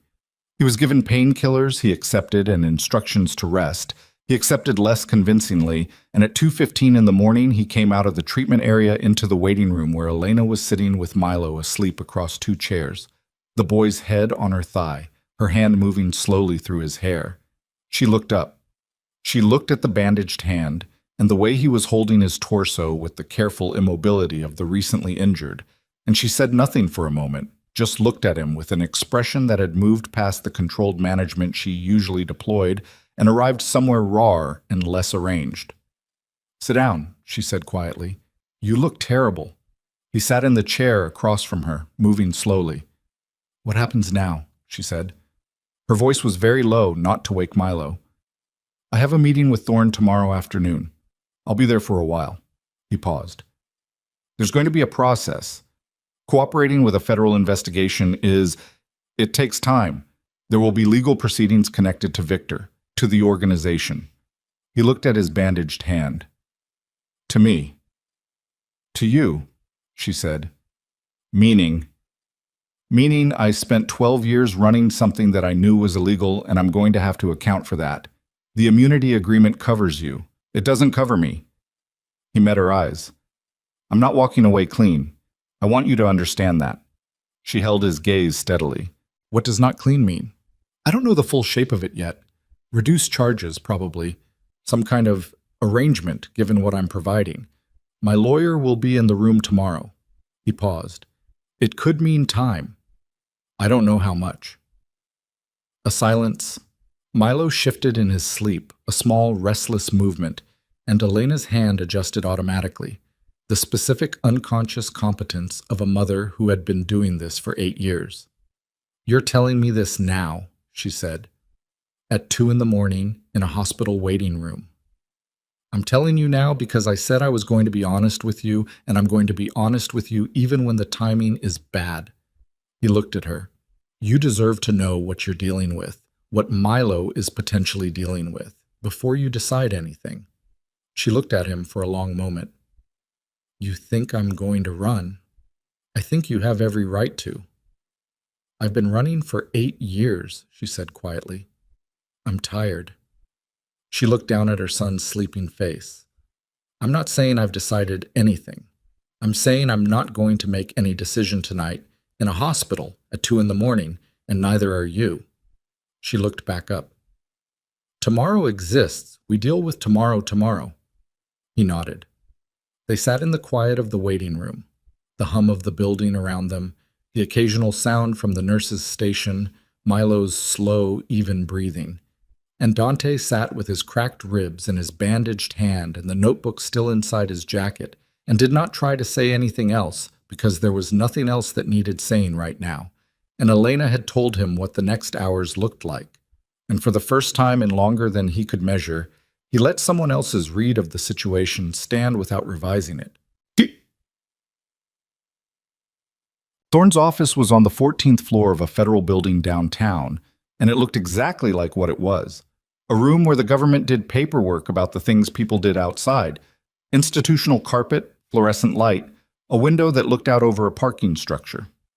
Dante sat across from Thorne with his lawyer, a woman named Park, who had represented him on 3 prior occasions and who had the specific gift of making rooms feel like she owned them without doing anything obvious to establish that. And the meeting lasted 4 hours and 20 minutes. Victor Calloway had been arrested at the Evanston house the previous night. He had said nothing on the record, which was his right, and had subsequently said a great deal off the record to his own legal team, which Dante's lawyer monitored through channels that were not entirely transparent, but were entirely functional. The documentation Dante had handed Thorne, both the physical set and the hard drive from which the deleted cloud backup had been partially reconstructed by the FBI's technical unit, was, in Thorne's carefully controlled words, substantial. Carver was in federal custody. He had, by morning, decided that cooperation was preferable to the alternative, and the names he provided over the course of a 4-hour interview established connections between Victor's operation and 3 separate incidents that the Chicago field office had opened files on, none of which had previously been closable. Thorne was, beneath the federal agent composure, visibly satisfied in the way of a man who has worked a case for a long time and watched it resolve. The arrangement for Dante was what his lawyer had predicted: a guilty plea to a reduced charge, cooperation credit applied, no additional prosecution for anything covered by the agreement. 18 months, minimum security, eligibility for early release at 12. His lawyer explained this with the specific neutral precision of someone who had delivered this kind of news before and understood that the human response to it was variable and needed space. Dante sat with it for a moment. 18 months. 12 with good behavior. He thought about a blue desk in the back of a bookstore. He thought about a boy who would be 9, then 10, before Dante came home. "Okay," he said. Park looked at him. "Dante, we can push for—" "No," he said. "We don't push. I did what I did. I'm not going to spend the next 2 years arguing about it in motions." He looked at Thorne. "I want the agreement finalized by end of week. I want to know the reporting date." Thorne studied him for a moment with the look of a man who has spent his career expecting people in Dante's position to fight everything and was recalibrating. "End of week is manageable," he said. "Good." Dante stood slowly, his ribs making the movement a considered one. "Then I have things to do." He had 11 days. The first thing he did was sit down with Marcus and walk through the full operational inventory of the Calloway organization, not to preserve it, but to responsibly dismantle it. The people who worked legitimate edges, told, given references, moved on. The arrangements that were purely illegal, documented for Thorne as part of the cooperation agreement. The properties and assets turned over to the legal team for a process that would take months and that Dante would not be present for, but that he set in motion clearly enough that it would survive his absence. Marcus sat through all of it with the flat patience of a man who had decided, at some point in the past 24 hours, what his own position was going to be. "What are you going to do?" Dante asked him near the end of the 3rd day. Marcus considered. "My sister runs a logistics company in Indianapolis. She's been asking me to come run operations for 3 years. He looked at his hands. "I think I kept saying no because I thought this was the only thing I was good at." "Is that still what you think?" "No," Marcus said. "I don't think that anymore." They shook hands at the end of it. Marcus held on for a moment longer than was strictly necessary, and Dante let him. On the 4th day, he went back to Maplewood Street. The bookstore was closed. It had been closed since the night of the incident, a handwritten sign in the window saying "temporarily closed, back soon" in Elena's handwriting. The building showed no visible damage. Whatever Carver had been planning for Tuesday had never happened, which meant the store was intact, the back room intact, the blue desk and the low shelves and the careful notebook collection all still there, waiting. Dante stood outside and looked at the front window for a while. The children's display was still in place, the hand-lettered sign, the small curling corner of a poster advertising a reading event that had already happened. He called Elena. "I'm outside," he said. A pause. Then, "I know. I can see you from upstairs." Another pause. "Come around the side." The side door opened before he reached it. Not Elena, Milo, who had apparently appointed himself the door opener, standing in the frame in his school clothes with his notebook under his arm and an expression of serious assessment on his face. "You look better," Milo said. "I feel better." "Mom said you have to tell me something." He stepped back to let Dante in. "She said it had to come from you." They were in the narrow stairwell that led up to the apartment, and Dante stopped and looked down at the boy and understood that Elena had done the hardest and most generous thing available. She had decided that this conversation belonged to Dante, that she wasn't going to mediate or buffer or shape it, that whatever Dante was going to be in this boy's life needed to start with honesty spoken directly and not handed down through someone else. He sat down on the stairs, which put him at roughly Milo's eye level. Milo sat on the stair below him, cross-legged, notebook on his knees, looking at Dante with the calm, prepared attention of a child who has been told something important is coming and has decided to be ready for it. Dante looked at him. He had prepared things to say. He had spent the drive over thinking about them, arranging them, the way he arranged things in meetings. Clear, sequential, no unnecessary words. What came out was none of those things. "I'm your father," he said. "I didn't know about you until 2 weeks ago. It wasn't something your mother kept from me. It's complicated, and she'll explain more of it when you're older, but I want you to know it wasn't her choice. Someone kept us apart." He paused. "I'm not going to make you feel anything about this. You can take as long as you need to figure out what it means to you. I just needed you to know the truth." Milo sat very still. He looked at Dante's face for a long time, the same assessment he applied to things he was trying to understand. That full attention processing that made him seem older than 8 and exactly 8 simultaneously. "Is that why you came to the bookstore?" he said finally. "That first night?" "No, I didn't know then. I came because it was raining." "And then you found out." "And then I found out." "Because of the birthmark," Milo said. Dante went still. "You know about the birthmark." "I looked it up after you came the second time. I looked up birthmarks that run in families." He reached up and touched the side of his own neck, the place where the mark was. "You have the same one. I noticed the first day." He looked at Dante steadily. "I didn't tell Mom because I wasn't sure what it meant yet." Dante stared at him. "I'm 8, Milo said, with a tone that managed to be both matter-of-fact and slightly pointed. "I'm not oblivious."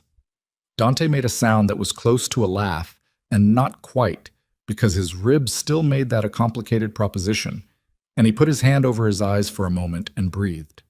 "No," he said when he'd recovered. "You're definitely not oblivious." Milo looked at his notebook. He opened it to a page and looked at something there, and then closed it again. "Are you going to be around?" he said. "Or is this the kind of thing where someone tells you the true thing, and then they go away?" "I'm going to be around," Dante said. "There's going to be a period coming up soon where I'm not able to be here for a while. I'll explain that to you properly. I'm not going to hide it. But after that, I'm going to be around. If you want me to be." Milo considered this. "How long is a while?" "About a year, maybe less." The boy nodded slowly, with the deliberateness of someone filing information in the right category. Then he stood up, dusted off his jeans with a practicality that was entirely his mother's, and held out his hand. Dante looked at the small, serious, extended hand. He took it. They shook. Formally. Which was somehow the most moving thing that had happened in the entirety of the past 2 weeks, and Dante held on for a moment before Milo extracted his hand with the dignity of someone who had completed a transaction he was satisfied with. "Okay," Milo said. "Mom's making dinner. You should probably come up." He turned and went up the stairs without looking back. The way people who are confident they'll be followed don't look back. And Dante sat on the step for one more moment and then stood up, carefully, and followed him. Dinner was pasta. Elena cooked it in the small kitchen of the apartment above the bookstore with the efficient economy of someone who had made this particular meal 100 times, and Dante sat at the kitchen table and watched her, and did not offer to help because the kitchen was clearly hers, and offering would have been the wrong move. And instead he watched Milo at the corner of the table draw orbital calculations in his notebook while describing, without looking up, a theory he was developing about whether time moved at different speeds in different parts of the galaxy. Elena set a plate in front of Dante. She met his eyes for a moment, just a moment, and something passed between them that was not resolved and was not simple and was not going anywhere quickly, but was present and honest and alive in the way that things that have been through difficult weather are alive. stripped of the parts that were always going to fall away.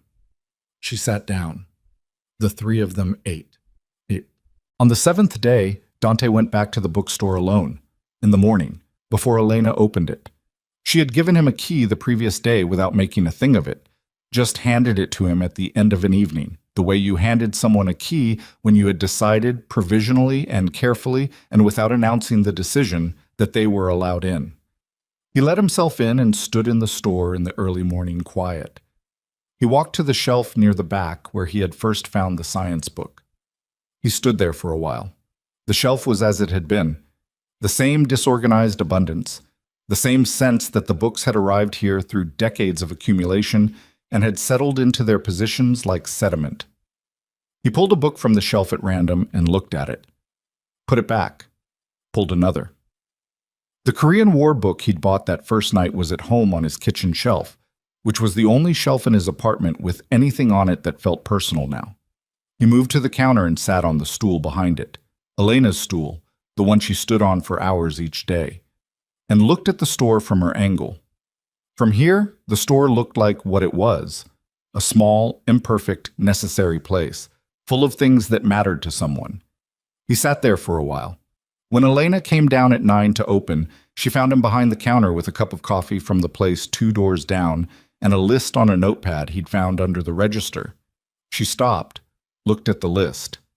What is that? Structural things. The shelf on the east wall is pulling from the anchor. I can see it from here, probably been doing it for a while. The backroom lighting is inadequate for actual reading, which seems like a problem in a place where people read. The side door doesn't latch properly, which is a security issue that he paused, notice differently than most people. Elena looked at the list and then at him. I have 9 days, Dante said.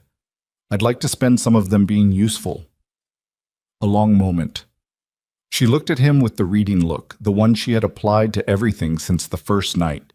Measuring, honest, not performing acceptance or rejection, just looking at what was actually there. The shelf first, she said. It's been driving me crazy for 6 months. He fixed the shelf. He fixed the door latch. He spent 2 afternoons rebuilding the lighting in the back room with actual decent fixtures bought from the hardware store 3 blocks over. And Milo supervised this process with the focused interest of someone who understood that light quality affected reading quality and had opinions about the specific temperature of the bulbs. On the 9th day, Dante brought the science book from the special place Elena had put it, behind the counter, where it had lived since Milo left it there by accident the morning Dante first walked in, and carried it to the back room and set it on the lowest shelf of Milo's bookcase, between a book about black holes and a book about the history of the telescope. He stood back and looked at it there. Milo came in from school an hour later and dropped his backpack on the floor and went to the shelf. Not for the science book specifically, just for whatever he needed. And his hand passed over it and stopped, and he pulled it out and looked at it, and looked at Dante. You put it on the shelf, Milo said. It belongs there. Milo looked at the book. He turned it over once, the way he handled everything he wanted to understand, and then set it back on the shelf with the specific care of someone replacing something they intend to return to. I'm going to write more in it, he said, when I figure more things out. Good, Dante said. There's a lot of room in the margins. The night before Dante's reporting date, Elena closed the store early. She locked the front door at 5 and turned the sign and came behind the counter and stood with her hands flat on the surface and looked at Dante, who was sitting in the chair he'd come to occupy in the late afternoons, the one near the door to the back room, the one where the light was good, and Milo's humming was audible. Tomorrow, she said. Tomorrow. She looked at the counter surface for a moment.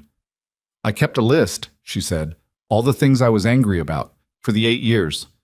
She looked up. I'm not going to read it to you. Okay. I'm saying I had it. I want you to know it existed. I know it existed. And some of it, she paused, choosing carefully. Some of it I'm still carrying. I'm not going to pretend I'm not. A year from now, when you come back, it's not going to be simple. I know, he said. I'm not looking for simple. She held his gaze. What are you looking for? He thought about it, actually thought about it, the way the question deserved. I'm looking for the chance to show up, he said finally. Not to undo what happened, not to make it even, just to show up, for as long as you'll let me, and be someone worth having around. Elena looked at him for a long time. Then she reached under the counter and brought out the letter. The original, the 4 pages, 9 years old, and set it between them on the counter. I kept this too, she said. He looked at it. I know. I want you to take it with you. She slid it toward him. When you come back, I want you to give it to me again. Not because I need you to, because I want to know that you read it, really read it, all the way through, in there, when you had time to think about it. Her voice was steady and quiet and completely honest, and that you understood what I was trying to say. He picked up the letter. He folded it along its creases. He put it in his inside pocket. I'll read it, he said. All the way through. She nodded. From the back room came the sound of Milo's pencil. That particular, quick, certain sound of a mind engaged with something it had decided to understand. Neither of them moved for a moment, just sat with that sound in the air between them. He asked me today, Elena said quietly, whether light years measure time or distance. Both, Dante said, depending on what question you're answering. That's what I told him. A pause. He said you'd probably say that. The store was very quiet around them. The evening light was the particular amber of late autumn in Chicago, coming through the front window at a low angle and laying itself across the floor and the spines of the books and the dust motes turning slowly in the air. The city was outside doing what the city did, which was everything, all at once, without stopping. In here, in this small, imperfect, necessary place, the light moved slowly across the floor and the pencil moved in the back room, and nothing needed to be other than what it was. Dante sat in the amber light and breathed carefully, and did not say anything else, and neither did Elena, and the silence between them was not empty. In the morning, he came downstairs before she was up. He made coffee. He had learned over 9 days the specific requirements of her coffee maker, which had opinions, and left a cup on the counter where she would find it. He left a second cup at the bottom of the stairs for whenever Milo came down. He had already said goodbye the night before. To Milo specifically, at bedtime, the boy matter-of-fact about it in the way he was matter-of-fact about most things. Solemn, present, not performing bravery but actually having it, in the specific way of a child who trusted that the person leaving was coming back because they had said so and he had decided to believe them. Milo had given him something at the end of it, pressed it into his hand without explanation. A torn page from the notebook, a drawing, smaller than the full-page solar system, of 2 figures standing next to each other looking up at something, the larger figure and the smaller one, both of them looking up. Dante had folded it and put it in his pocket and had not trusted himself to say much after that. Now he stood in the early morning bookstore with his coffee and looked at the shelves one more time. The science book on its low shelf in the back room, the east wall shelf fixed, the new lights in the back room on a timer already off, the front window with its display and its hand-lettered sign. He looked at the stool behind the counter where Elena stood for hours each day. He looked at the chair near the back room door where he had sat for 9 afternoons listening to a child work. He drank his coffee. Then he set the empty cup carefully in the sink the way you set things when you intend to be somewhere long enough to wash them up later, and he picked up his jacket and he walked out through the side door into the cold November morning. The street was quiet. A few early figures moving through the gray light, collars up, breath-making small clouds. Across the street, a man walking a dog. Further down, the lights of the diner on the corner beginning its morning. Dante stood on the sidewalk and looked at the front window of Whitmore's books. The science book was not visible from here, but he knew where it was. He turned up his collar and put his hands in his pockets and walked toward the car, and the morning opened around him, cold and clear and full of a city going about its business. And the letter was in his inside pocket, and the drawing was in his jacket, and the coffee was still warm in his chest. And somewhere behind him a child was waking up to fill more pages with questions about the distance between things. He did not look back. He didn't need to. He knew the way home. 12 months and 9 days later, the side door of Whitmore's books opened from the outside at 4:15 in the afternoon, just as Elena was closing the register, and Milo looked up from his desk in the back room and said, without surprise, the way people announce things they have been expecting and did not intend to act surprised by, "He's here!" And Elena did not answer but set down what she was holding, and Milo got up and went to the doorway of the back room. And the man who came through the side door was thinner than he had been, and the gray at his temples had spread, and he moved with the careful economy of someone who had spent a year learning to take up less space. He stood in the bookstore and looked at the shelves and at the counter and at the boy in the doorway, and said nothing for a moment, and then said, "The east wall shelf is still holding." And Milo said, "I checked it every week." And Dante looked at him, at his son, 9 years old now, an inch taller, the notebook still under his arm, and said, "Good." And the store was quiet, and the afternoon light moved across the floor, and the science book sat on its low shelf in the back room, its margins full, waiting for more.